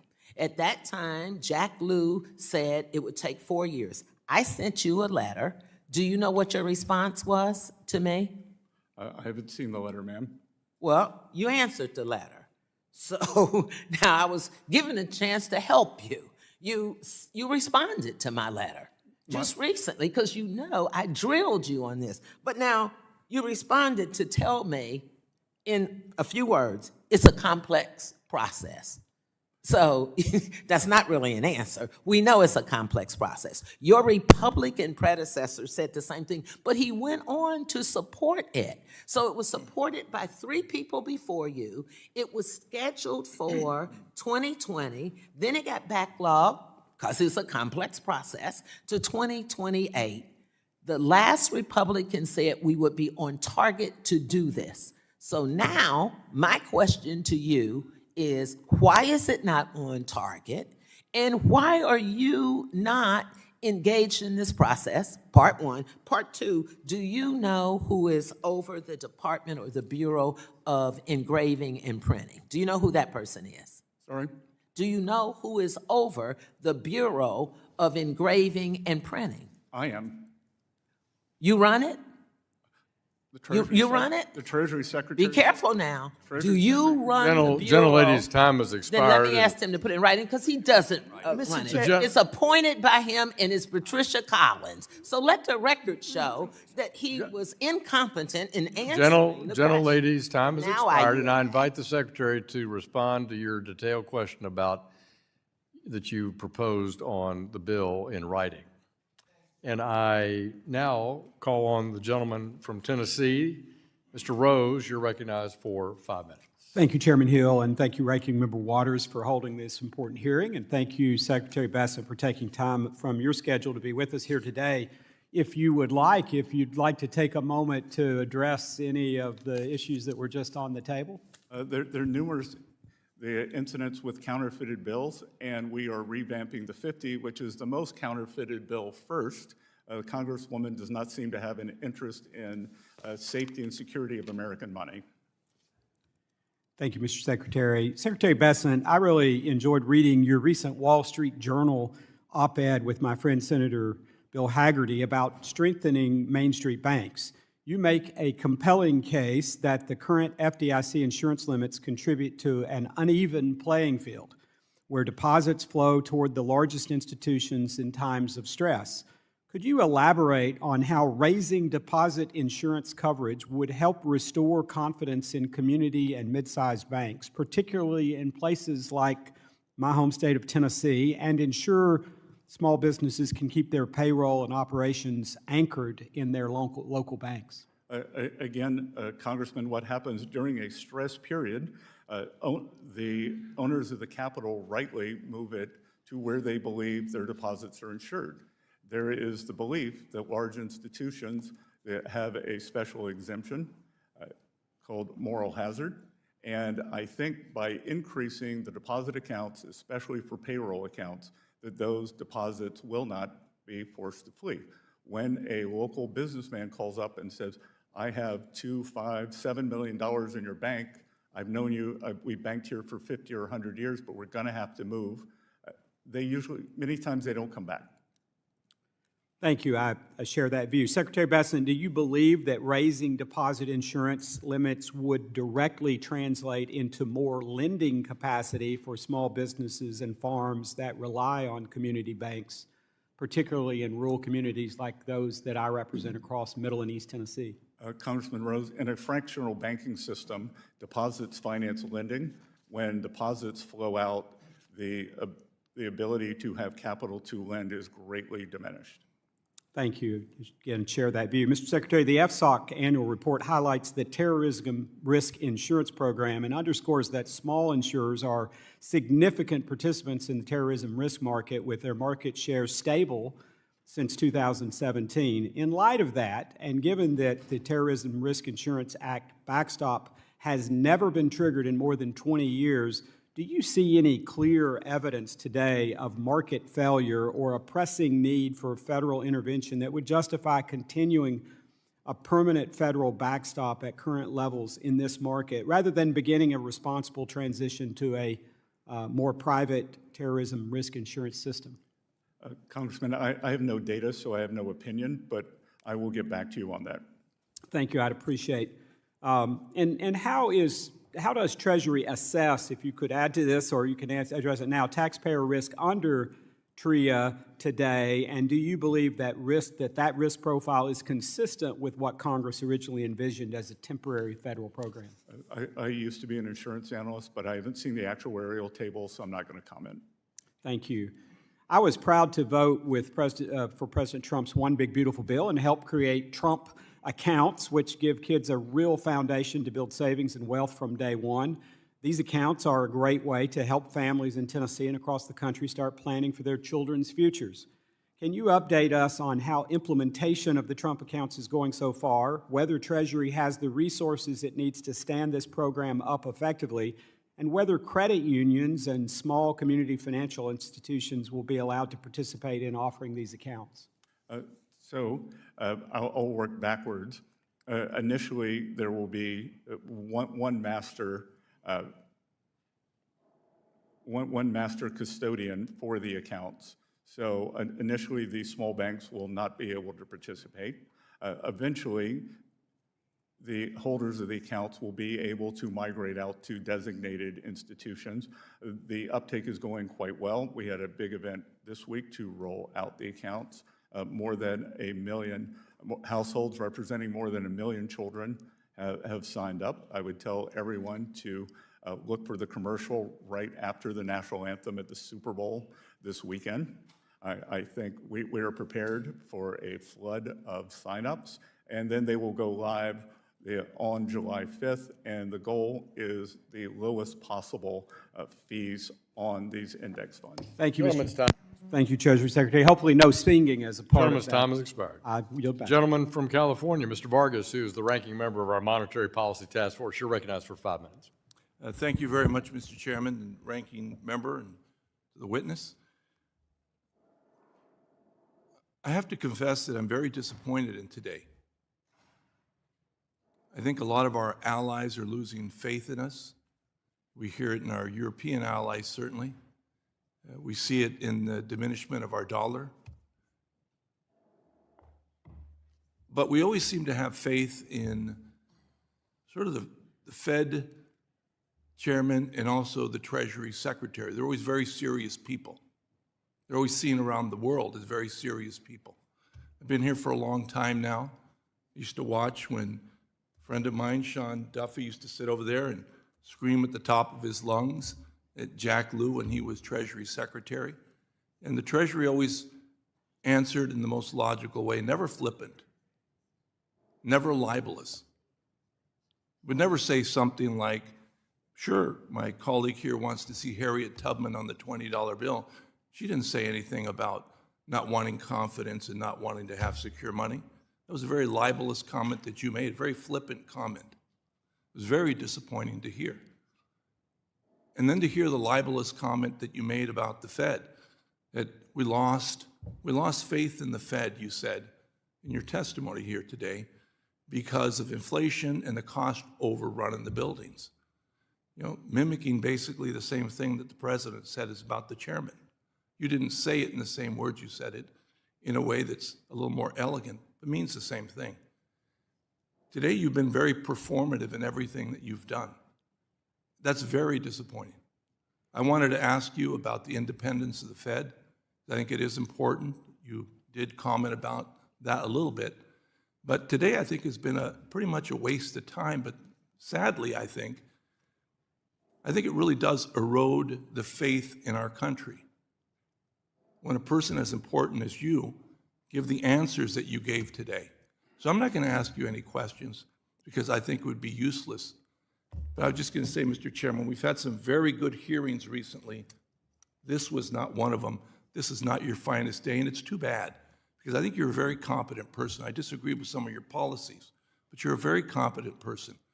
The president has put in some people in very important places that are sort of caricatures of incompetence. That's not you. Today was not your finest day. And with that, I yield back. Gentleman from California yields back.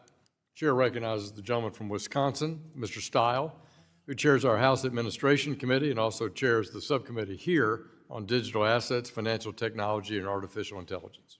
Thank you very much, Mr. Chairman. Mr. Secretary, thank you for being here. Thank you for your service and your leadership at Treasury. There's been a lot of energy in the room today. A handful of times you made some great points, you've been cut off. So I want to go back and give you an opportunity to elaborate on a couple of these points. At the beginning of the hearing today, Ranking Member Waters, you were in the process of mentioning the 10 to 20 million illegal immigrants came into the United States during the Biden administration, functionally with the blessing of Democrats in Congress. As you mentioned that, and you were building into a comment about the impact that that would have on the price of housing in the United States, the ranking member said, "Can you shut up?" end quote. I think you're about to make actually a really good point about the impact that Biden's and the Democrats' open border policies had on the cost of housing. The time is now mine, and I'd actually love you to provide a little additional detail as to where you're headed there. Good. Well, Congressman, thank you. And to answer Congressman Vargas, who isn't able to stay for the whole or to hear my reply, that as you would have seen, that when approached, I am happy to have a conversation. Representative Green, who is known for some fiery moments, and I had a very respectful back and forth, and I enjoyed my conversation with him, and it is a shame that all conversations cannot be like that. Yes or no answers to me mean that the representative has talking points from his or her staff and is unable to discuss things in a logical and in-depth manner. In terms of your question, look, we have had 4.1% economic growth for the past 3 quarters. We're on track for 3% growth, and the economy is doing very well. The financial stability that we are seeing, whether it is through growth or through economic security, we've been brought back from the edge. Yeah, President Trump, your leadership at Treasury, we have absolutely been brought back from the edge. In particular, as we think about the impact of housing, was Biden's open border policies directly related to some of the inflation that we've seen in housing? That's where you're previously cut off. Yes, to come back to that, I would point to a study from the Wharton School that said that supply and demand works, especially in low-end housing, that letting in 10, 20, we don't know how many illegal aliens that flooded into the housing market, they all need someplace to live. So what we have seen is that the Wharton study says that for every 1% increase due to the illegal immigration, rents went up 1%. So if you got a 20% increase in population, then rents went up 20%. And Economics 101, supply and demand, and Democrats drove up demand by having a massive number of illegal immigrants coming into the United States. The Democrats didn't care what they did to working Americans. We're seeing a substantial drop in rents. Let me build another point you were making when you were cut off. You said that lumber's at a 5-year low. Ranking Member Waters then said, quote, "You don't get to talk," end quote. Again, the time is mine. You get to talk. Lumber's at a 5-year low. Supply and demand's in effect. What's the impact of that on the cost of housing? That facts can be annoying for people who just want to make talking points. And the fact is, we have not seen an increase in housing costs. The increase in housing costs came during the Great Inflation, up 21.5% for consumer prices, for the CPI, up much more, up in the 30s for working Americans. So that's the cost to housing and regulation. We're still recovering from the Democrats' terrible policies. Let me get one final point in. I chair the Digital Assets Subcommittee. We passed and was signed into law the Stable Act, setting forward legislation as it relates to stablecoin. Treasury is required to complete implementing regulations by July 18 of this year. Are you going to hit the deadline, and are there any impediments preventing you from hitting that July 18 deadline? I don't see any impediments at present, and if we're going to hit them, we will notify you in the committee. I appreciate that. Appreciate your service at Treasury. Mr. Chairman, I yield back. I thank the gentleman. The gentleman yields back. I recognize the gentleman from Illinois. Mr. Caston, you're now recognized for 5 minutes. Thank you for being here today, Mr. Bessent. Appreciate your patience with us. Since the U.S. captured President Maduro, the Trump administration has been selling Venezuelan oil. Secretary Wright has said that's going to continue indefinitely.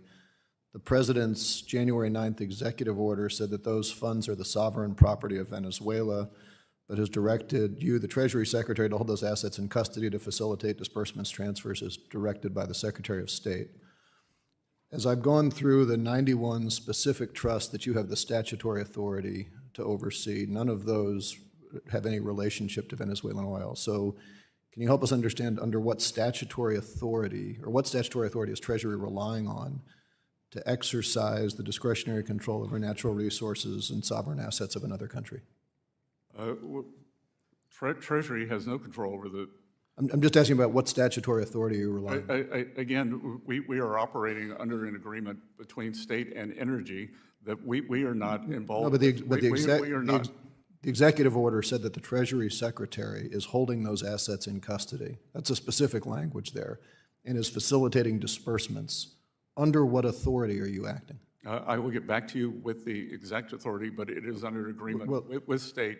Let me just clarify, because my concern is that the executive order cites IEPA. IEPA specifically says that you have to be engaged in hostilities with a country for IEPA to trigger that claim. Secretary Rubio said that we are not at war with Venezuela. I would agree. I'm glad we're not at war.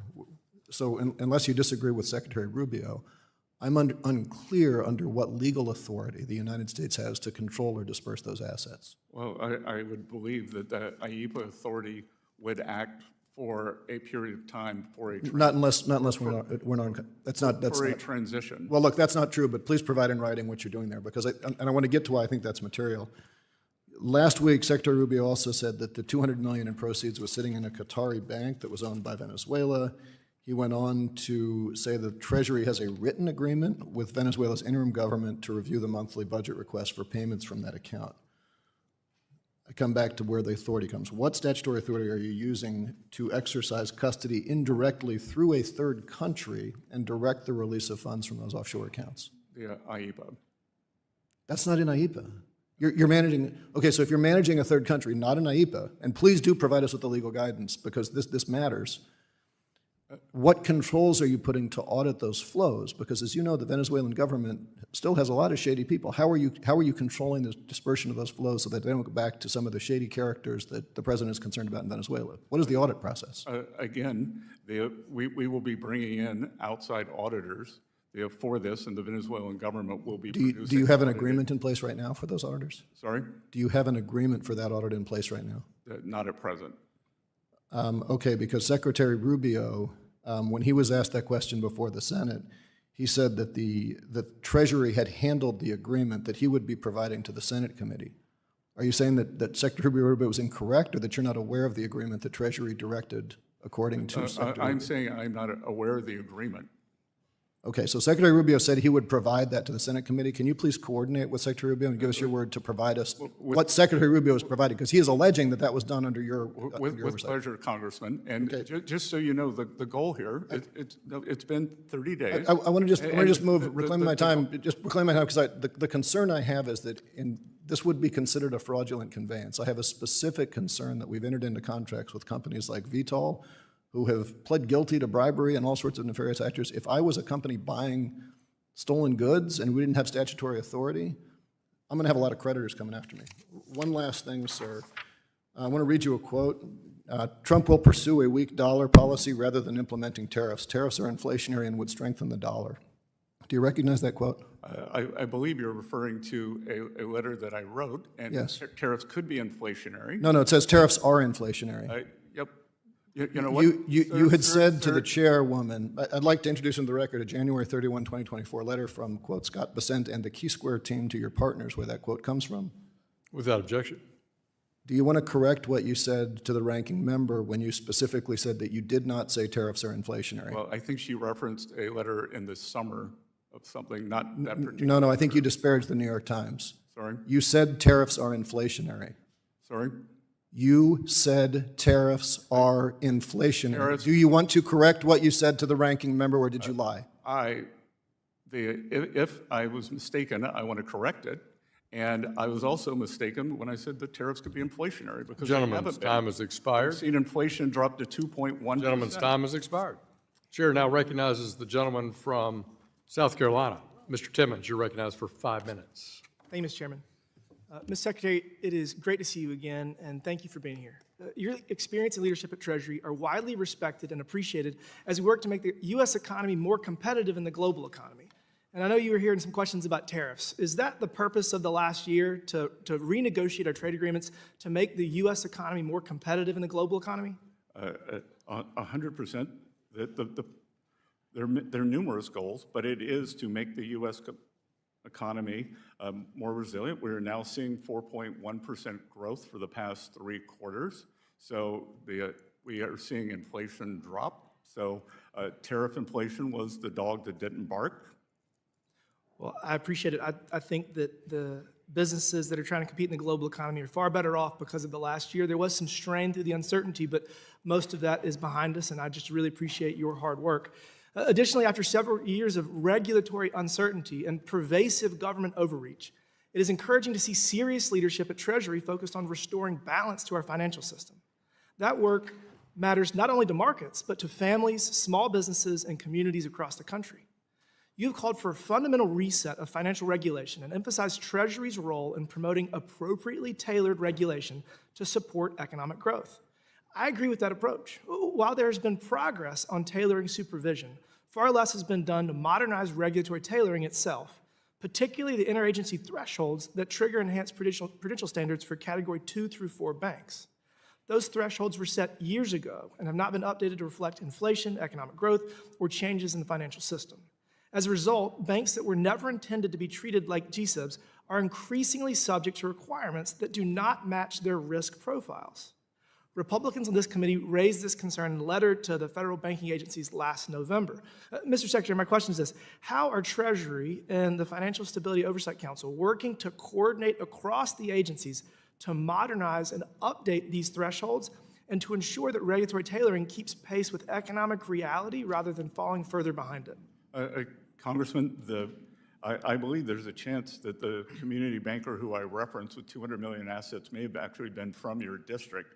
So we are all hands on deck, and we've seen 50% of these institutions disappear, and we are working as quickly as we can. Again, one size fits all for regulation is a disaster, and as potentially the woman, the bank president and owner from your district said, Bank America's regulatory regime is not good for something in the Piedmont and Upcountry in South Carolina for a bank with 200 million assets. I couldn't agree more. Tailoring should apply not only to prudential standards, but also to supervision itself. For example, my bipartisan legislation, the SMART Act, would allow smaller, well-managed, and well-capitalized institutions to combine certain consumer compliance and IT exams, reducing unnecessary burden while preserving strong oversight. Ms. Secretary, how can legislation like the SMART Act and other bipartisan efforts this committee has advanced help build on the principle of tailoring and restore a regulatory framework that truly works for Main Street without compromising safety and soundness? Congressman, I think it may be very important to get this into a regulatory framework, because what we've seen for too long, just as the bank examiner said to the $200 million banker, you should be more like Bank of America. We cannot have supervision, or we cannot have regulation done through supervision. We need to have clear guidelines for tailoring for many banks, as I said earlier, are industry concentrated, geographic concentrated, and we have got to push this through, or we are going to, they will be too small to succeed. I couldn't agree with you more. Thank you for that. I want to close by discussing the trillions of dollars in foreign direct investment that you and President Trump have shepherded into the United States over the past year. In our home state of South Carolina alone, hundreds of billions of dollars in new investment have been announced that will create high-paying, highly skilled jobs for our communities. Nearly every week I'm in Washington, I meet with a foreign manufacturer that is expanding its footprint in the upstate.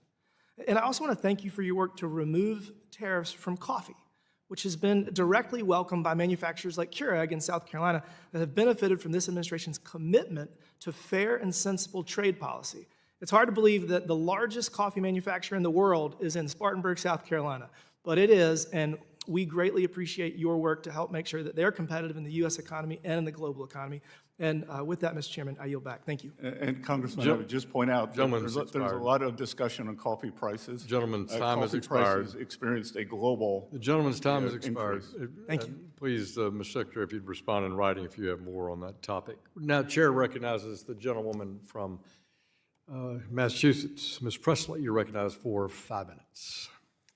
Mr. Secretary, it took a year to get Secretary Turner before this committee, so I'm grateful for your return. And I want to pick up where we left off 9 months ago. The average American spends over $20,000 on baby costs in the first year of having a baby. Essential products like car seats are more expensive because of Trump tariffs. You told me last time that they were under consideration, but nothing has changed since May of last year, much to the distress of families. There is still no exemption for tariffs on baby products. For the record, Mr. Secretary, how many tariff exemptions are there?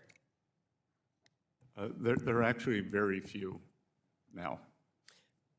You're right. Actually, I think there's some 30 pages of exemptions totaling over 1,000, including for asbestos. Can you explain to families across America, working families struggling to make ends meet, why baby products that are required by law are not exempt from Trump's tariffs? Again, Congresswoman, it is a matrix, and many of these products, unfortunately, are made in China, and Mr. Secretary, reclaiming my time. It's an unacceptable answer. You've had 9 months. You told me it was under consideration.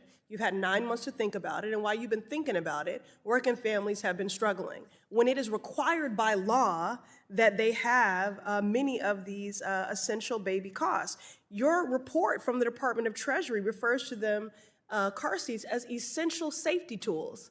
So if you can acknowledge that, this is... I will acknowledge the gas to run the car. Well, listen, is at a 5-year low. You've included asbestos in your exemptions. So you're telling me you can do asbestos and not baby products that are... Excuse me, it's my time. I think you would want children to be safe in their homes. Mr. Secretary, parents with newborns don't want to hear your excuses.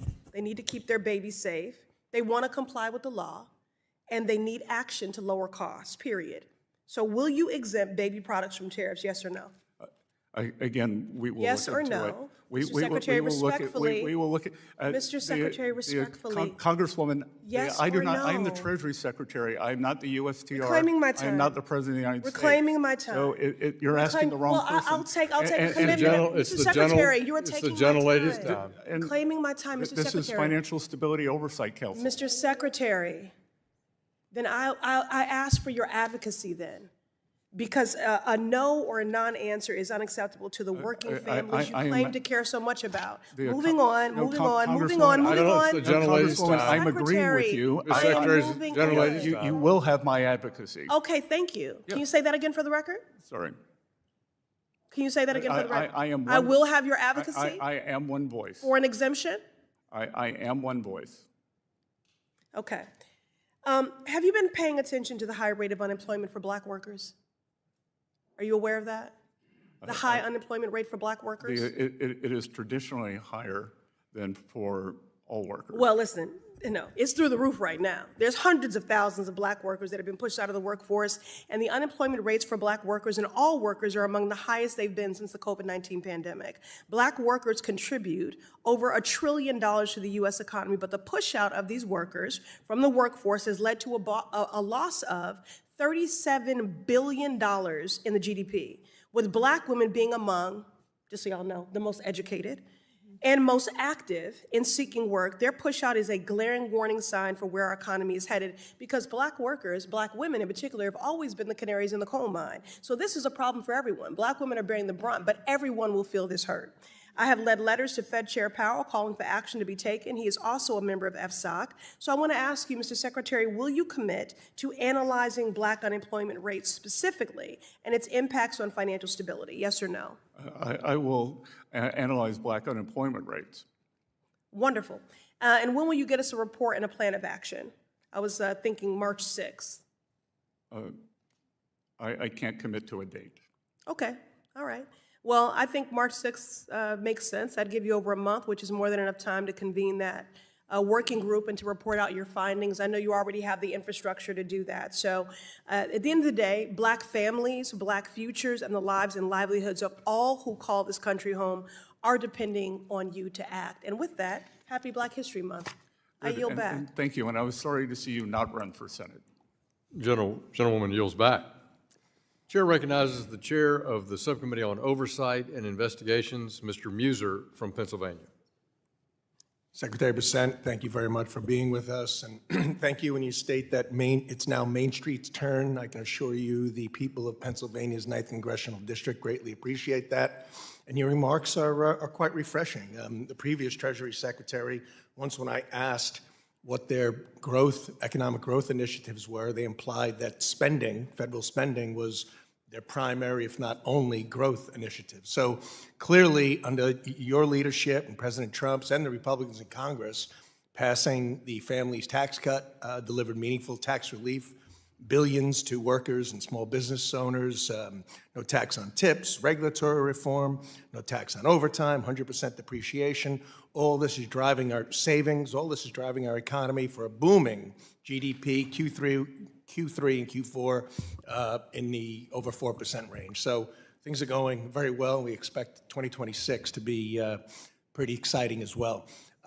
Secretary, if there is anything that was asked that is still on your mind that you would like to respond to, why don't you go ahead and do so? Again, this is supposed to be a financial stability oversight mission, and that we have taken this very seriously, and we believe that a lack of growth, one of the reasons I am sitting here and came out from behind my very quiet and nice private life is because I was worried that the U.S. was going to become like a European-style social democracy, and indeed what we are seeing in Europe, in many countries, is the death spiral of higher debt, raised taxes, lower growth. The U.S. will have reported likely, despite the government shutdown, despite the longest government shutdown in history, 4.1% growth for the past 3 quarters. And so we have been successful at that. Europe last week celebrated 0.3% growth. So it's no comparison. Right. And I think we are beginning to accelerate. And importantly, everything we are doing is to fix this terrible Biden inflation from the past 4 years, 21.5%, much more for working families, and we are bringing that down. Your remarks and the president's remarks in Davos suggested that how you spiraled down in your economy, which Europe has been doing, not having closed borders or secure borders anyway, over-reliance upon imports and driving the public sector rather than the private sector is a recipe for disaster. And so we appreciate you correcting the ship and moving the United States in the right direction. Just to get to some questions, Secretary, you've emphasized putting Main Street ahead of Wall Street when evaluating bank capital standards. How will modernizing the capital framework improve credit access and affordability for small businesses, homeowners, farmers, who ultimately, in the end, bear the costs for such excessive capital requirements? Again, Congressman, the groups you just listed are the three most dependent on community and small banks. And we are determined to increase their lending capacity, to increase their proclivity to lend. And we want to do it on a safe, sound, and smart basis. In the previous administration, we had regulators that imposed capital requirements well beyond the international peers, including the GSIB surcharge, the CCAR, Tier 1 leverage ratios. Are these frameworks being reviewed holistically to better support lending and economic growth? Again, we are not going to let outside regulators determine what is best for the U.S. financial system. Thank you. The strength of the U.S. financial system is the depth and breadth, and we do not want to end up like Canada with 5 banks, Switzerland with 1, France with 3. Absolutely, great. Your decisive action to confront what should concern all of us, certainly concerns us, is the rampant government benefits fraud uncovered in Minnesota. Can you walk us through how Treasury is using your authorities to identify, disrupt, and recover fraud proceeds, and how Minnesota is serving as a start for a broader national enforcement model? Indeed, there is a substantial amount of waste, fraud, and abuse, and Americans and legislators on both sides of the aisle should be outraged when you are there and you see empty daycare centers, senior centers, and I personally met with 2 centers for autistic children, and they are not getting their benefits. So we are using our regulations under FinCEN to follow the money, which is what we've done, whether it's Mexican drug cartels, whether it's the mafia, or whether Time has expired. it is Thank you, Mr. Chairman. I yield this. back. Thank you, Gentleman Secretary, yields. very, very much for your great work. Chair recognizes the gentleman from New Jersey. Scott Heimer, you're recognized for 5 minutes. Thank you, Mr. Chairman. Mr. Secretary, welcome. The 10-year Treasury is running around mid-4% range. Mortgage rates are still above 6%. That's keeping monthly payments high and pricing would-be buyers out of the market. The affordability crisis is increasing the homeownership gap in North Jersey, which I represent, and across the country. How can we get the 10-year down and help make homeownership more affordable? And that's what I'm really focused on. Well, the 10-year bond had its best year since 2020 last year, and we actually had a fiscal contraction in the budget. The rest of the G7 bond market went up in yield. So if we continue to... So you see a path where this, you think we'll continue to see it tick down, especially the long run? Well, I think we can do that, and that I believe that we have Oliver Wyman's numbers, not Treasury's. They say that what has been done with financial deregulation unleashes $2.5 trillion of lending capacity into the U.S. economy. So by creating more capacity, there is less of a competition for scarce funds. So we are decreasing scarcity. Thank you. I have a strong belief that AI will revolutionize financial services and delivering meaningful gains for customers and regulators and institutions if we do it right. FSOC's report strikes an encouraging balance, highlighting AI's potential to improve resilience and efficiency in financial markets while also noting that vendor concentration can create challenges. How is FSOC threading the needle to enable broad AI adoption while encouraging competition, and where can Congress help get this right so AI can flourish as a helpful tool for Americans in the financial markets? Good. I think it's important to work together because what we see many times in these very quick technology cycles is the technology gets ahead of the regulation. So working together to keep the regulation in sync with the technology, whether it's for the financial system or for anywhere else. There's good news, as you said, it will change the interaction. The bad news is that it gives, whether it's state actors or independent actors, more tools. Right, what are you doing internally at Treasury? Obviously, you spent a lot of time on the security side on the Treasury piece of it. What are we doing about that? Yes, so we have both at Treasury and then bringing in our private sector partners regularly. We do tabletop exercises in terms of what would happen if a malign actor got into the system. How can we reinforce that? As you may have read, before I arrived, Treasury itself was hacked. Yeah, I saw that. By, we believe, a state actor. So again, increasing resilience, being aware, and working with our private sector partners for best practices. Thank you. We're obviously seeing a combination of factors that historically make markets nervous, softer dollar with higher gold prices. Even if there are multiple drivers, those moves are often interpreted as investors seeking protection against policy uncertainty or concerns about U.S. fiscal and monetary credibility. They can also be early signals that global capital is demanding a higher confidence premium to hold U.S. assets. Are markets starting to price in a sustained shift away from U.S. assets, do you believe? And what are the specific indicators you watch to see if we're seeing that pullback from foreign investors? Yep, so what we see at Treasury is we saw record amount of foreign inflows. Despite the popular narrative, we saw a record amount of foreign inflows into Treasury auctions last year. This year, many of the auctions have traded through the prevailing price before the auction. So we are still seeing very good flow, and we are still seeing massive flows into U.S. equities. And as several of the congressmen said, we are seeing very substantial foreign direct investment. You know, one of the things I'm concerned about, this week Reuters reported Disney saw fewer international visitors at its U.S. parks. U.S. overall saw 6% fewer visitors, despite global tourism revenue rising 6.5%. Canadian trips are down significantly, 22% year over year. Even at the Great Jersey Shore, 2025 beach tag revenue was down. What is the administration's plan to calm volatility? And obviously tariff policy has been part of this, so tourists can continue to choose the U.S. Look, on some things, there's nothing we can do. If the Premier of British Columbia or Ontario wants to be especially hostile and tell people not to come to the U.S., that's a decision. I would say it's their loss. And as you said... do you think we'll see less volatility with the tariff policy kind of firming up, or...? Less volatility in tourism? Well, yeah, because it affects everything. People don't want to come Gentleman's time here. has expired. Yeah. Thank you, sir. Thank you. Chair recognizes the gentleman from Indiana. Mr. Stutzman, you're recognized for 5 minutes. Thank you, Mr. Chairman, and thank you, Mr. Secretary, for being here today. I'm going to yield to the chairman just briefly for a couple of questions that he has. Mr. Secretary, I appreciate members on the Republican side allowing you to clarify points on some key discussions back and forth, and we have had some good ones today. There was an exchange you had with my friend from Massachusetts, Mr. Lynch, about artificial intelligence.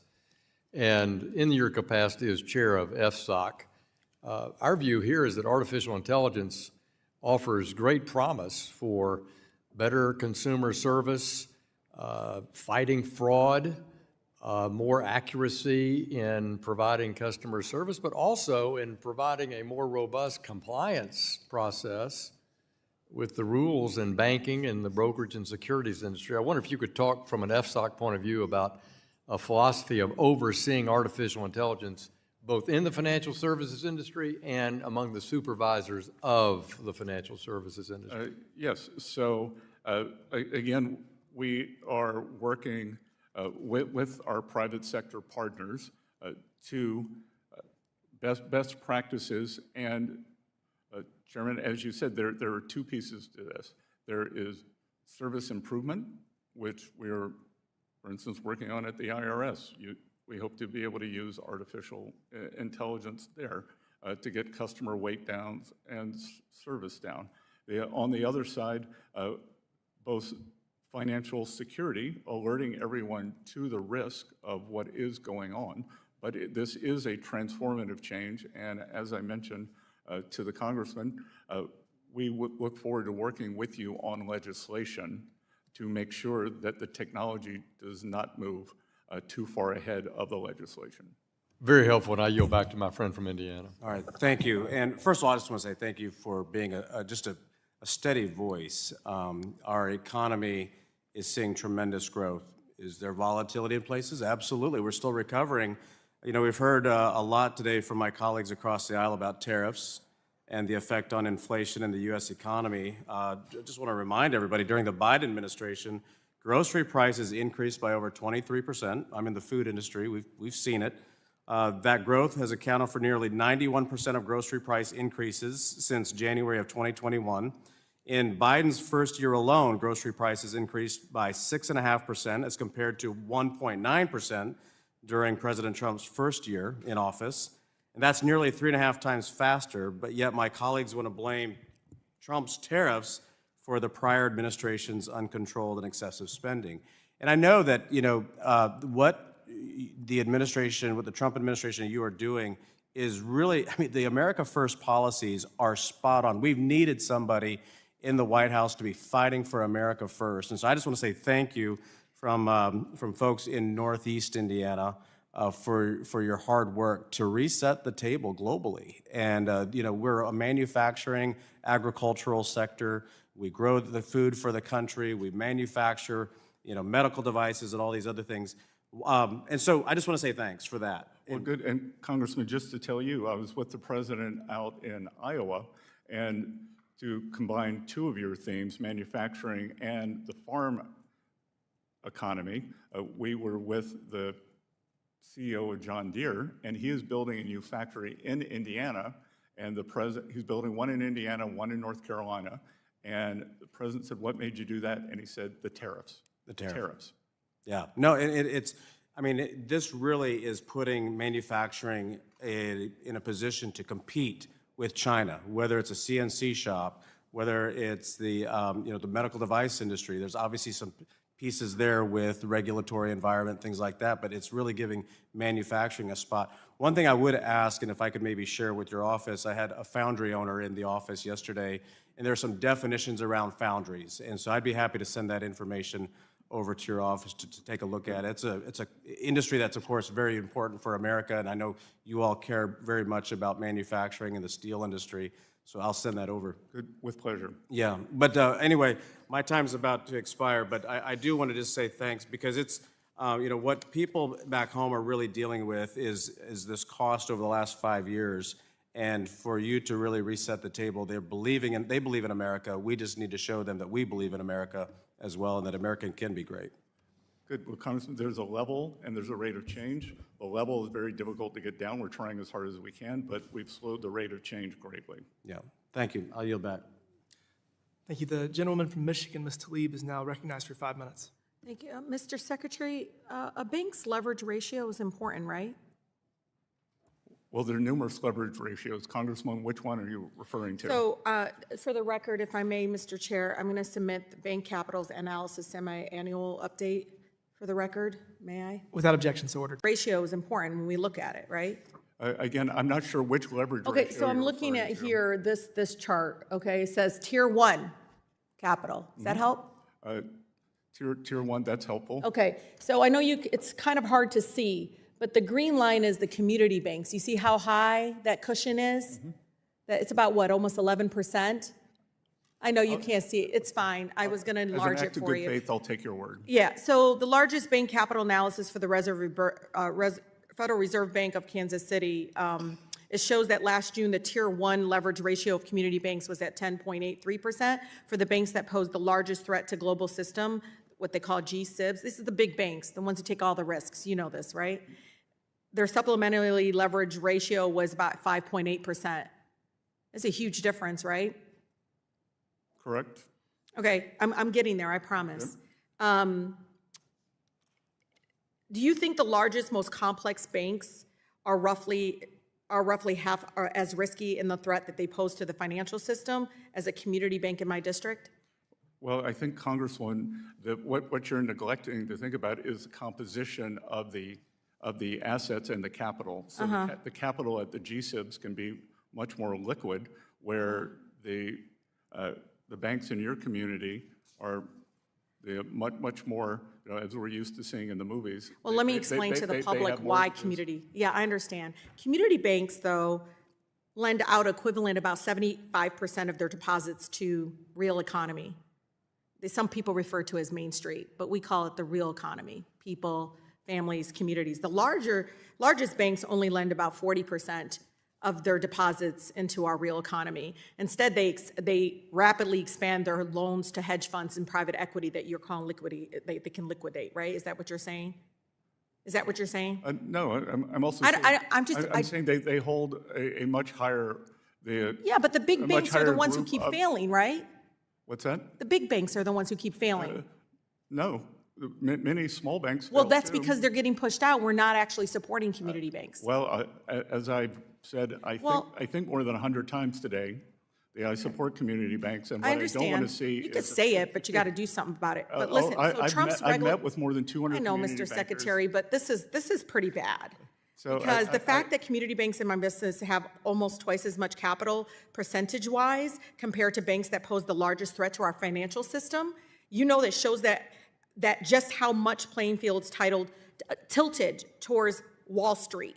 You understand that, right? That's where the risk is. The big banks do far less for our real economy, for everyday people, and that's what I'm trying to say, because Trump's regulators recently, finalized a rule to modify the supplementary leverage ratio that apply to the largest banks. Many former regulators and experts have warned that such step will actually undermine the safety and soundness of our largest banks. The final rule will result in a reduction of about $219 billion, about 28%, in capital at the bank subsidiaries of global systematic important banks, GSIBs. My residents don't know this, but the thing is they end up with having to pay the cost when they fail. And so I'm just trying to stress to my colleagues how important it is, because Secretary, last November, didn't regulators reduce it, again, the capital requirement, right? Yes or no? They again, did. Congresswoman, that I want to be polite, not say it's naive, what the road you're going down, but much of the excess capital has been invested in the U.S. Treasury market, and keeping those yields low helps the borrowers who want a mortgage or a small business or an ag loan. But are you paying attention how much they are lending versus community banks? Yes, we pay very close really attention. Low. I've been a financial But isn't it analyst low? for over 40 years. Do you agree years. it's low? Sorry? It's still very low. It's not relative to the historical level. Mr. Secretary, if you came to my district, you can go to Detroit or the suburbs, they will tell you the big banks do not loan to them. And if they do, it's predatory, it's not supportive. It's the local community banks that support them in owning home ownership and small businesses. The gentlelady's time's expired. Congresswoman, you and I are in complete agreement. The gentlelady's time's expired. The gentleman from except on the California, capital Ms. Kim, ratios. is now recognized for 5 minutes. Thank you very much. Secretary Bessent, it's really great to see you before our committee again. I want to thank you so much for working very closely with me on delivering the historic SALT relief to the tune of $40,000, because with that, my constituents in Orange, Riverside, and San Bernardino counties will finally be able to see the relief as they file their tax returns. The 4 times increase in the SALT deduction, coupled with other provisions of the Working Families Tax Cuts Act, will result in supercharged tax returns, helping more American families get back on their feet after the years of failed Bidenomics. Last year, you noted that Treasury would revisit the 2023 Guidance and Analytic Framework. And you also highlighted that FSOC has other tools, such as issuing recommendations to member agencies that are more tailored and precise than designation power. So Secretary Bessent, can we expect a new proposal for non-bank guidance that will be released sometime 2026? We should expect that. Thank you. I look forward to seeing that proposal when it's finally released, and hope there will be a public comment period to ensure stakeholders can weigh in and help shape that guidance. Good. And Congresswoman, the other thing that I would point out is we had a lot of talk about affordability today, and you were a great advocate for the One Big Beautiful Bill. And what we're seeing, unfortunately, in states like yours, that the state revenue authorities are not going to mirror the no tax on tips, no tax on overtime, no tax on Social Security, deductibility of auto loans, so, which is very unfortunate. To the extent that anyone in the California delegation, whether Democrat, Republican, the New York delegation, should push their states to follow through for working Americans. You can count on me on that. Let me shift gears now. I want to focus on the Community Development Financial Institution Fund. I was really happy and relieved to see that staff at the fund were restored after the conclusion of the Schumer shutdown late last year. I know that you share my view that the fund's work is critical to serving communities that typically do not receive the traditional banking services. So can I ask you how you are planning to make the fund more effective and efficient as we move forward? Well, what we want to do is focus on community revitalization, not unrelated and ill-advised social policies. And we want to drive reforms, new restrictions on the use of funds, and we want to focus on the program's statutory intent. I know making the lives better for people in their communities. Sure. CDFI fund, as you know, has bipartisan support, and I think it also has a bicameral support. So I look forward to continuing to work with you on the future of this critical program. But I also want to talk to you and thank you for being willing to come to California and investigate all the fraud, waste, and abuse. Unfortunately, Gavin Newsom has he tried to hide all those, fraud and waste under the carpet, allowing more than $32 million of unemployment fraud that went unchecked. The state has also watched $13 million stolen from California students because of the AI-generated ghost students enrolled in community colleges. I suspect this is just the tip of the iceberg in California's fraud, waste, and abuse. And I've been talking a lot about this. Unfortunately, sadly, the state that I love and I live and I represent a district from California has become a fraud capital of the world. So sad. But that's why we need your team in California. And is there anything that you can share to that end, how your investigation into California fraud is proceeding? There's nothing I can share right now, but I have spoken to Dr. Mehmet Oz at HHS, and he is laser focused on the healthcare fraud that's going on in California, which seems to be substantial. Yes, I also sent a letter to Gavin Newsom to that end, and I was glad to see Dr. Oz sending a letter demanding. So now state of California is now in the process of returning $1.6 billion to the federal government. So thank you for that, and I look forward to continuing to work with you. Thank you for joining us. Thank you. The gentleman from New York, Mr. Torres, is now recognized for 5 minutes. Thank you, Mr. Chair. Mr. Secretary, does the President have the constitutional authority to remove the Chair of the Federal Reserve or a member of the Board of Governors solely because of a policy disagreement? I'm not a lawyer, and I don't have an opinion. You have no opinion on whether the President can remove a board member at will? Well, I believe if the board member has committed... No, just in general. I'm not asking about a particular case. I'm asking... Or malfeasance. I'm asking about the President's general authority. Let me ask it differently. Do you believe that the unitary executive theory applies to the Federal Reserve? Again, I think we'll have to wait and see what the Supreme Court says. Well, what is your opinion? I'm not a lawyer. What is the administration's opinion? There are varying opinions in the administration. What's the prevailing opinion? The official opinion? Again, we'll have to see. Do you consider the Federal Reserve an executive agency or a legislative agency? I consider it an independent agency. So neither executive nor legislative? So we'll see. Therefore, independent of presidential control. So it sounds like you do have an opinion. Again, we will see, Congressman. Okay, thank you for establishing the independence of the Federal Reserve. I do believe that the Federal Reserve has to maintain credibility and be like Caesar's wife, beyond reproach. And undermining the independence of the Federal Reserve is a threat to that credibility. So I know you're no fan of the New York and- Times, and- but let me printing over proceed. a billion- Let me printing over reclaim my 700 time. million. The Wall Street Journal, which is hardly a leftist publication, published an article with the following headline, quote, "Trump claims factory construction is up, contradicting U.S. data." The article then goes on to note, quote, "President Trump claimed that the U.S. factory construction is up by 41%, a number that doesn't appear to be supported by the government's own data." One of the stated policy objectives of the Trump tariffs is to bring back manufacturing jobs. Yet since the so-called Liberation Day tariffs of April 2025, we've seen the net loss of manufacturing jobs. Do you know how many net manufacturing jobs have been lost since April 2025 under your watch? Well, a couple of things. Manufacturing operates with very long leads. What's the number? I believe Is there a it's- number? I believe it's about 67,000. 70,000. Yes. 70,000 jobs lost. So, but again, Despite the stated objectives. Let me proceed. Let me proceed. I'm going to reclaim my time. Flip a switch. I'm going to and reclaim my start time. construction. Let me reclaim my time. The Purchasing Managers Index measures whether manufacturing is expanding or contracting. A PMI above 50 means expansion. Below 50 means contraction.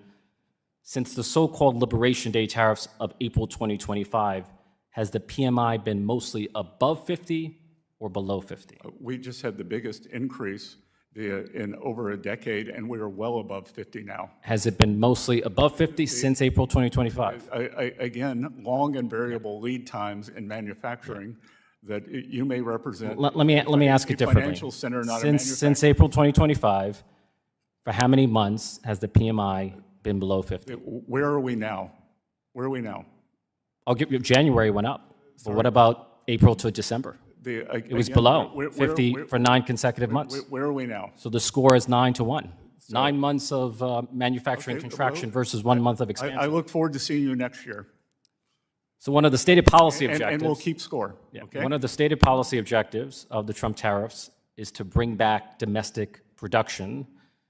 Does the Trump administration regret imposing tariffs on goods that cannot be produced domestically at scale in the United States? Do you realize in hindsight that that was foolish? Do you realize that we use the leverage to bring down tariffs from other countries to take down non-tariff barriers? Tariffs on bananas gave you leverage?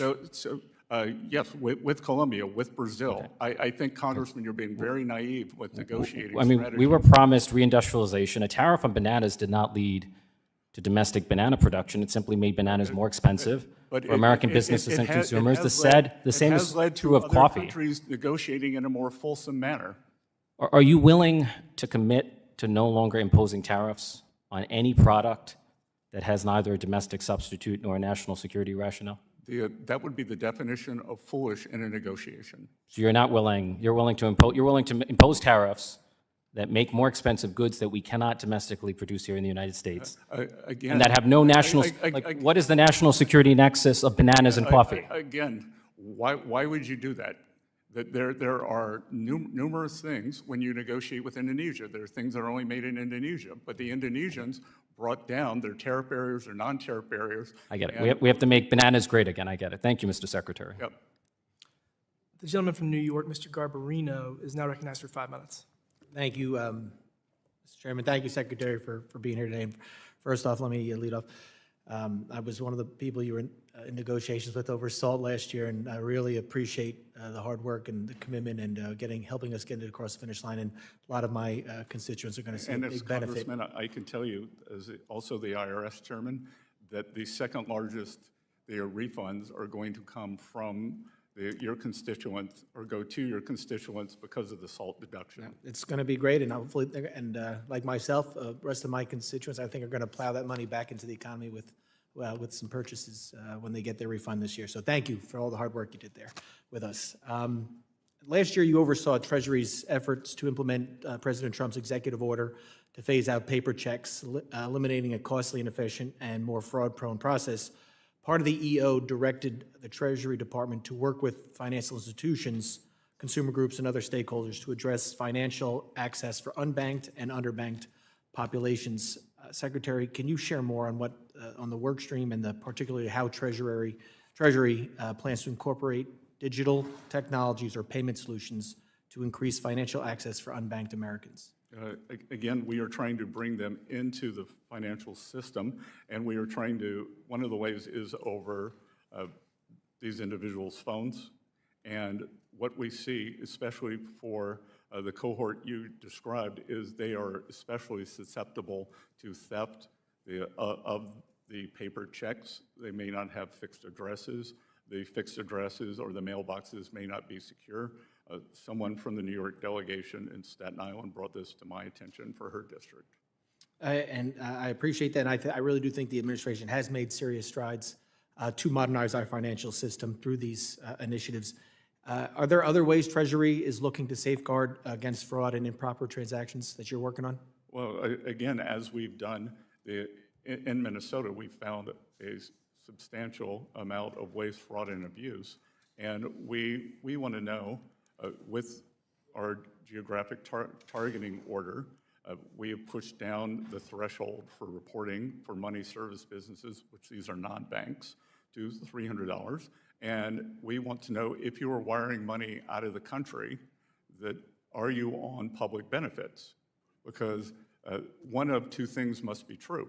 You're receiving more public benefits than you need, so you can wire it back home, or you have stolen the money.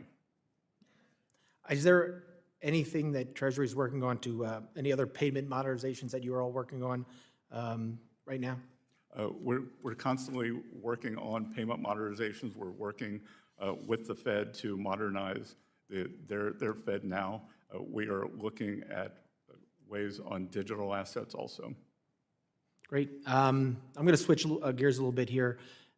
Myself, just as any other member, has constituents that will face emergencies. You know, you can't plan for those. You know, whether it's a natural disaster, medical emergency, unexpected, you know, your refrigerator stops working at home. So they have to, and a lot of people don't have savings accounts, so they often have to rely on short-term credit to cover basic expenses that arise from these emergencies. Would you agree, Secretary, that access to credit can be a critical lifeline for millions of Americans, particularly middle and lower-income households? Yes. What actions is the administration taking to promote affordable and responsible access to credit for American households? Again, we believe by some of the financial deregulation that we have done, especially for community banks, this will lead to more credit for communities rather than the money coming from a distant credit card agency. I appreciate that answer, Mr. Secretary. And last, as chairman of the Homeland Security Committee, cybersecurity is one of my top priorities. Secretary, can you describe what the administration is doing to strengthen cybersecurity across the federal financial regulatory agencies, particularly in light of last year's breaches at OCC and CFPB that had information leak? So the Treasury, we're committed to making risk-informed resources. We constantly work on emerging threats, and we are in close collaboration with our financial sector partners, both as a push and a pull. We recently had a group of them into Treasury for a very large conference on best practices, sharing with each other, sharing with us, and we've used that as a convener, and then our convening ability, and then also Gentleman's time has expired. We've identified it as a financial stability concern. I appreciate Chair- my time has expired. Thank you. Chair recognizes the gentlewoman from Texas, Ms. Garcia. You're recognized for 5 minutes. Thank you, Mr. Chairman. And Mr. Secretary, earlier in response to someone else's question, you talked a little bit there toward the end, but I'm not sure that there was a time for follow-up about, I think you said 10 to 20 million immigrants that are responsible for the driving up the housing costs. Is that what you said? I'm referring to a Wharton report, yes. Do you know what they based it on, what data, what information they looked at? Yes, the survey by survey, community by community. You could go, if you'd like, we'll have my people post it on the Treasury X account as we speak.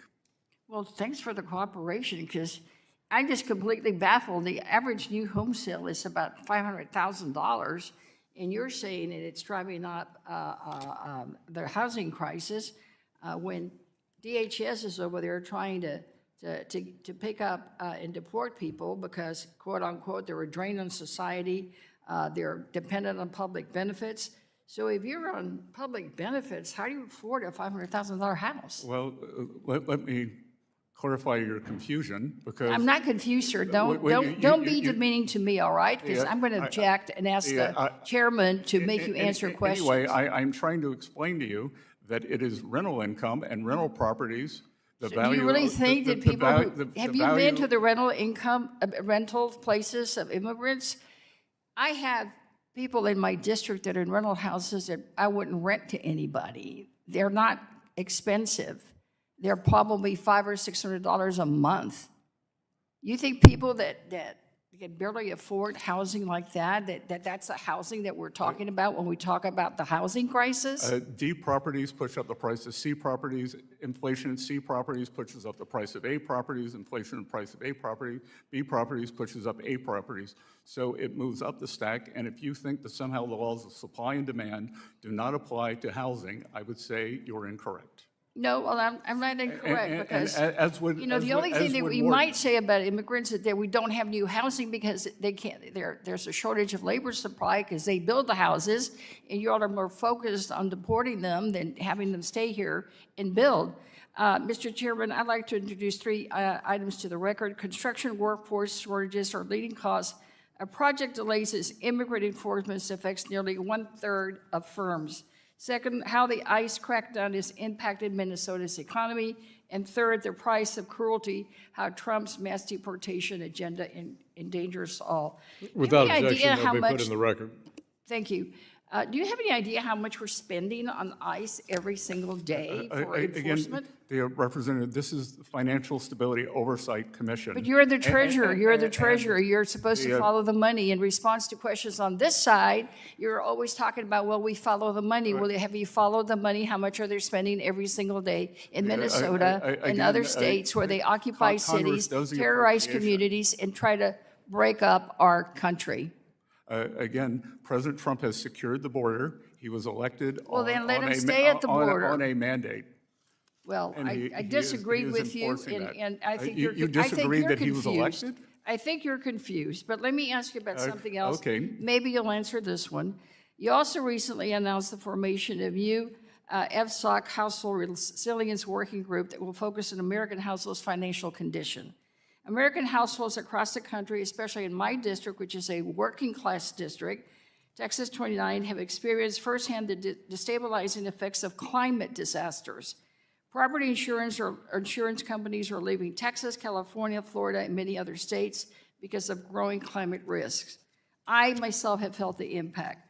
My constituents feel, Mr. Secretary, what, if anything, are y'all doing to address the risk to households of mortgages and other forms of credit becoming unavailable in certain regions of the country due to climate change?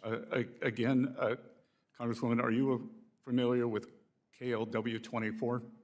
No. It was the base for everything that was done with climate and with all the proposed climate legislation, and it has been discredited. So everything that FSOC previously did, based on climate, Who discredited has it? been discredited. Who discredited it? Nature magazine has retracted the economic commitment of climate change more than 18 months after first learning that the paper was fatally flawed, with authors acknowledging that its errors are too substantial for a correction. I'm sorry, I'm not familiar with Nature Magazine. We're relying on the Nature Magazine to determine public policy? Unfortunately, that's what Gentlewoman's time has expired, and and I invite the Secretary to respond Yes, more. Mr. Chairman, I'd like a response in writing. Thank you. Yes, Gentlewoman, we'll have those answers to you in writing. The gentleman from Wisconsin, Mr. Fitzgerald, you're recognized for 5 minutes. Mr. Secretary, thanks for being here today. Appreciate all the work that you've done, and certainly look forward to working with you in the future. I did have just a couple questions, though. In many ways, the CSEs are far less risky than they were before the financial crisis. And one of the reasons has been that the CSEs, that credit risk transfer, the CRT piece, those programs. However, some industry experts are concerned that the CRT program have been significantly diminished and focus on capital arbitrage instead of the real risk reduction. Can you just kind of in general discuss the importance of the CRT with regard to the CSE in ensuring that they're transferring a significant amount of credit risk to the private market and really are then avoiding the risk that the taxpayers take on? Good. So the CRT, or the credit risk transfer, is very important at FSOC, and the attendant agencies, the members, we closely monitor to make sure that there is no daisy chain effect, that the quality of the risk transfer is at least as high as the entity from which it was bought. What we saw in the GFC was a complexity can create a daisy chain. So what we want is transparency. But I think CRTs are very important, but they cannot be opaque. Very good. You called for, you originally called for kind of a fundamental reset of financial regulation, and then you emphasized kind of Treasury's active role in promoting just more efficient, effective, and appropriately tailored regulation. While we've seen progress in tailoring the supervision, can you just tell us kind of overall how you've tried to move the entire department kind of in that direction? Again, as FSOC, I have convening power, and so that would be, what you were describing would be done by the Federal Reserve regulation, the regulatory body. Vice Chair Mickey Bowman has done an excellent job, the controller of the currency and the FDIC.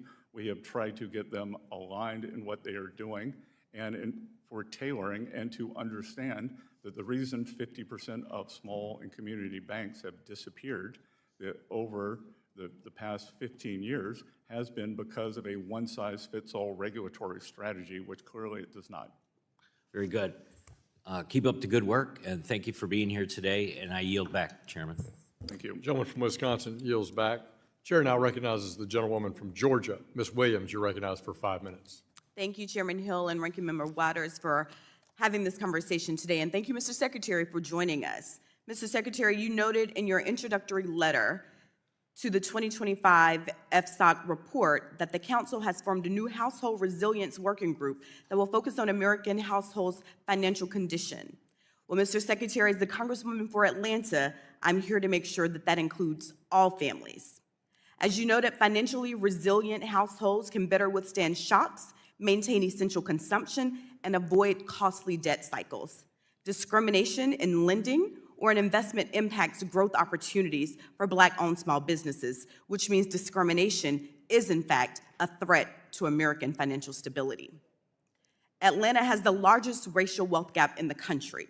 Supporting entrepreneurship and access to capital within the Black community can help close that gap, Mr. Secretary, but I need your help. Small businesses like those in the Fighting Fifth are critical to building and maintaining household wealth. Per Brookings, from 2017 to 2022, the number of Black-owned businesses surged, representing over half of all new employer businesses. In 2022, Black-owned firms with at least one employee added $212 billion with a B in revenue to the economy and paid over $61 billion in salaries. More broadly, over the last 10 years, minority business entities comprised approximately 50% of new businesses started in the United States and created 4.7 million jobs. According to the U.S. Census, there are over 9.2 million minority-owned companies in the U.S., employing 8.7 million workers and generating more than $1.8 trillion in annual revenue. However, Mr. Secretary, there are significant barriers blocking sustainability and growth of Black entrepreneurship. That's why I launched a Small Business Advisory Council in my district to hear directly from small business owners in my district. Because access to capital, as we heard in all of the conversations, continues to be one of the biggest challenges that these small business owners face. The first major hurdle for Black entrepreneurs in starting their business is the lack of startup funds, equity, and collateral, a result of the racial wealth gap. During the Biden administration, the Minority Business Development Agency delivered $7.1 million in funding to Georgians through its business centers and capital readiness programs. But President Trump signed an executive order continuing the reduction of the federal bureaucracy directing the destruction of the Minority Business Development Agency. Mr. Secretary, what steps has FSOC taken to assess the impact of discriminatory lending and investment practices on Black small business owners and the stability and growth of the economy overall? And how does FSOC factor discriminatory investment practices into its assessment of threats to our economy? Again, we do not view that as a financial stability concern, but I do view it as a concern. And as I've repeatedly said, that we would be willing to work with you on tailoring for banks in your community to give them more lending power, because what we have seen is that with 50% of the small banks that have disappeared, I don't have empirical data, but I can tell you that my strong hunch would be that many of those would have been minority banks. So we would like to see more de novo banks, whether they are in Black communities in Atlanta, whether they are in Latino communities, whether they are in Asian communities. So, Mr. Secretary, you don't think dismantling the Minority Business Development Agency had any impact on the U.S. economy at all? Again, very difficult to tell in a complicated multivariable economy what impacts, whether it's good or bad, for the aggregate versus the individual. Mr. Secretary, I'm here to be the voice of the people that sent me here, and I welcome you to join me in Atlanta, and I would love to introduce you to some of these small business owners that have been greatly impacted by this dismantling. Also, in the 2025 FSOC report, placed a premium on deregulation and demonstrates the administration's optimism about the use of AI to make financial institutions more efficient. As you noted, AI used properly could provide numerous benefits to financial institutions by enabling them to provide innovative services cheaper, faster, to a broader set of customers and under very economic conditions. For example, currently, some lending institutions are using AI to evaluate a customer's credit worthiness through alternative data, such as cash flow history.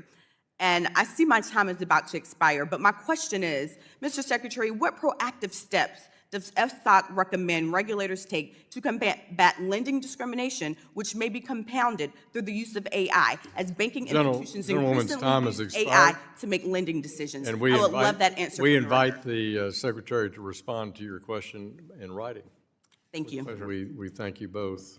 Now recognize the gentleman from New York, Mr. Lawler. You're recognized for 5 minutes. Thank you, Chairman. And first, Mr. Secretary, thank you for being here, and thank you for your leadership in helping get the Working Families Tax Cut bill across the finish line. And in particular, thank you for negotiating over the issue of SALT, the state and local tax deduction. That was a big win for the American people.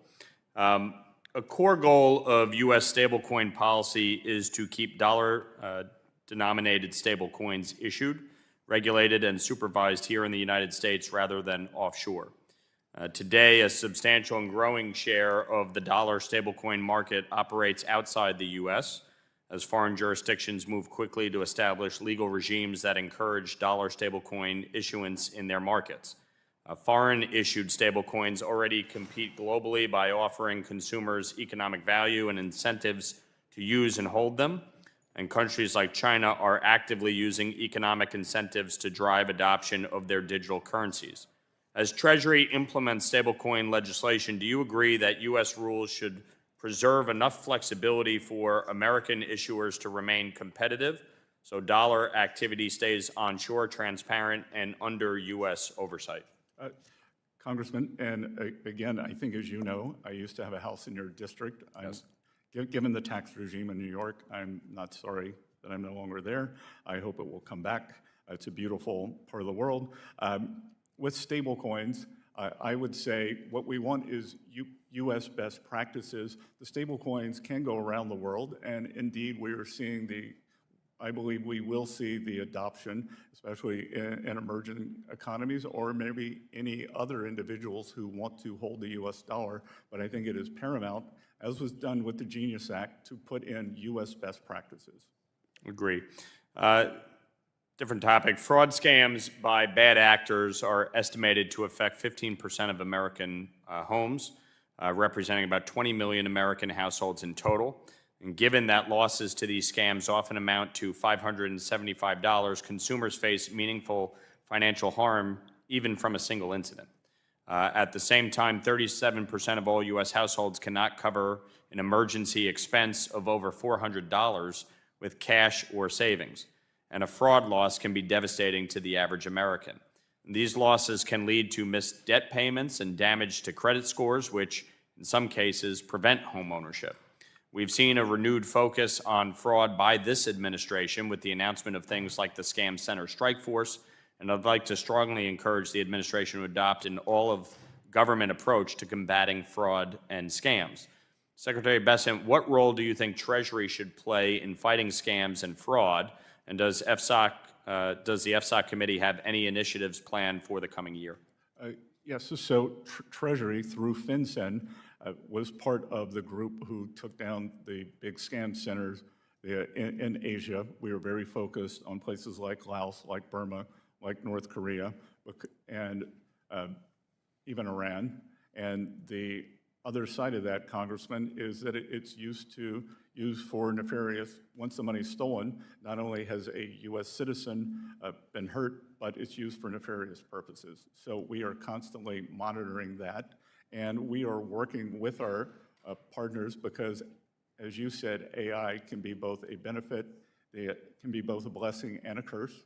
So we think properly managed and rolling it out using private sector partners, we can cut down on that shocking number.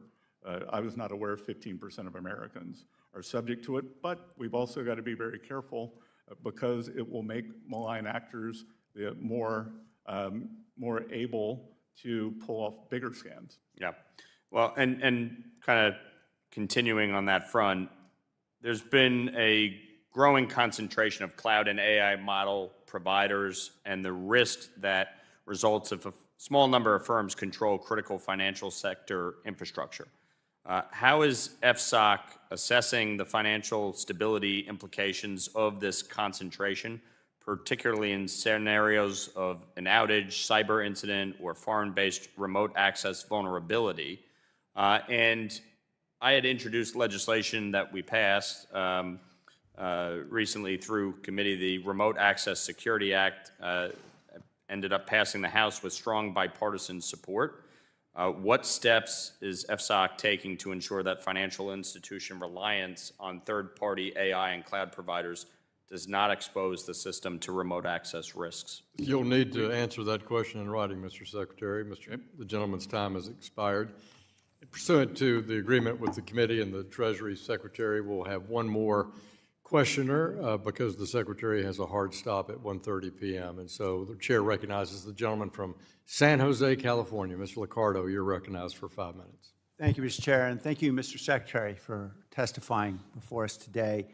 I know in addition to your many responsibilities, FinCEN comes under your duties as well in managing, and FinCEN has been very outspoken in this administration and other administrations in expressing concerns about alternative remittance systems, also known as, I think, informal value transfer systems. Is that fair?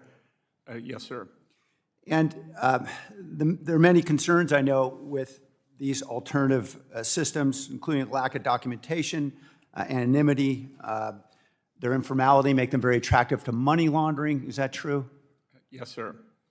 And in fact, in particular, Chinese money laundering organizations have been very effective at utilizing these systems to acquire access to U.S. currency in various ways for nefarious means. We were very focused on Chinese money laundering organizations, which originally began as a way for Chinese citizens to get money out of the country. As China clamped down on the leakage, they morphed into partners with the Mexican drug cartels. So we are very focused on all of that. I appreciate that, and I support that. I understand there has been some research, including published by the Government Accountability Office, a GAO report in 2016 and other studies as well that have found that fines and obstacles to remittances are not very effective at stopping the flow of remittances through in the aggregate, but in fact tend to push these remittances away from legitimate companies and remittance systems into these alternative systems. Are you familiar with some of that literature? I'm familiar with that thinking. This administration last year, through H.R. 1, imposed a tax on remittances in Section 4475. You're familiar with that, is that right? I am. And as you know, many residents of the United States depend enormously on these remittances, in many cases to keep their families alive in foreign countries, because it's pretty darn difficult to immigrate to the United States these days. You're familiar with the importance to so many residents of the United States to be able to have access to remittances. I'm familiar with the difficulty coming into U.S. illegally since January 20th of last year, yes, sir. And quite simply legally as well. I have residents in my district who have been waiting 20 years to get a green card, and they've been going through all the legal channels. So there are many obstacles, it's fair to say. Is that fair to say, Secretary? I don't know the specific instances that you're considering. I invite you to my district, and you can meet the nearly 40% of my residents who are born in a foreign country that make Silicon Valley the extraordinary place that it is, and they'll tell you their tales of woe in trying to get through this system. In January, you indicated, quote, "We will strongly push to prevent anyone receiving federal government support funds from sending money overseas." Is that right? 100%. In reaction, a policy analyst at the Cato Institute said, quote, that these kinds of actions are building, quote, "building a legacy of financial surveillance and control." Do you recall that? I don't read the Cato Institute, but I do believe in financial surveillance for the remittances that should not be remitted, and we should also know where the money's going. And if you agree that imposing taxes and obstacles to using legitimate systems may compel people to use some of these informal mechanisms, don't you agree that undercuts our objectives in addressing money laundering, the illicit activity in these alternative systems? I disagree with taxes. But your administration and you supported that tax last year. I disagree with your assessment that taxes can be a hindrance. Don't you agree that taxes can alter behavior in various ways? When people understand something costs more, they may choose a different path? I would say that they would choose the safest path. Well, they may choose a less safe path if it just costs more to use the safe path. Don't you agree? I believe that anyone who has legitimate income, is in the U.S. legally, and is sending money home through gains where they have paid taxes, they would choose the safest path. Mr. Secretary, unfortunately, the data doesn't show what you suggest. It shows the opposite, and we're encouraging money laundering through these kinds of actions. These obstacles and these taxes are not helping American consumers. Gentleman's time has expired. Appreciate the gentleman from California. I want to thank Treasury Secretary Bessent today for his testimony. Without objection, all members will have 5 legislative days to submit additional written questions for the witness to the chair. The questions will be forwarded to the witness for his response. Mr. Secretary, please respond no later than March 11th to our questions. This hearing is adjourned.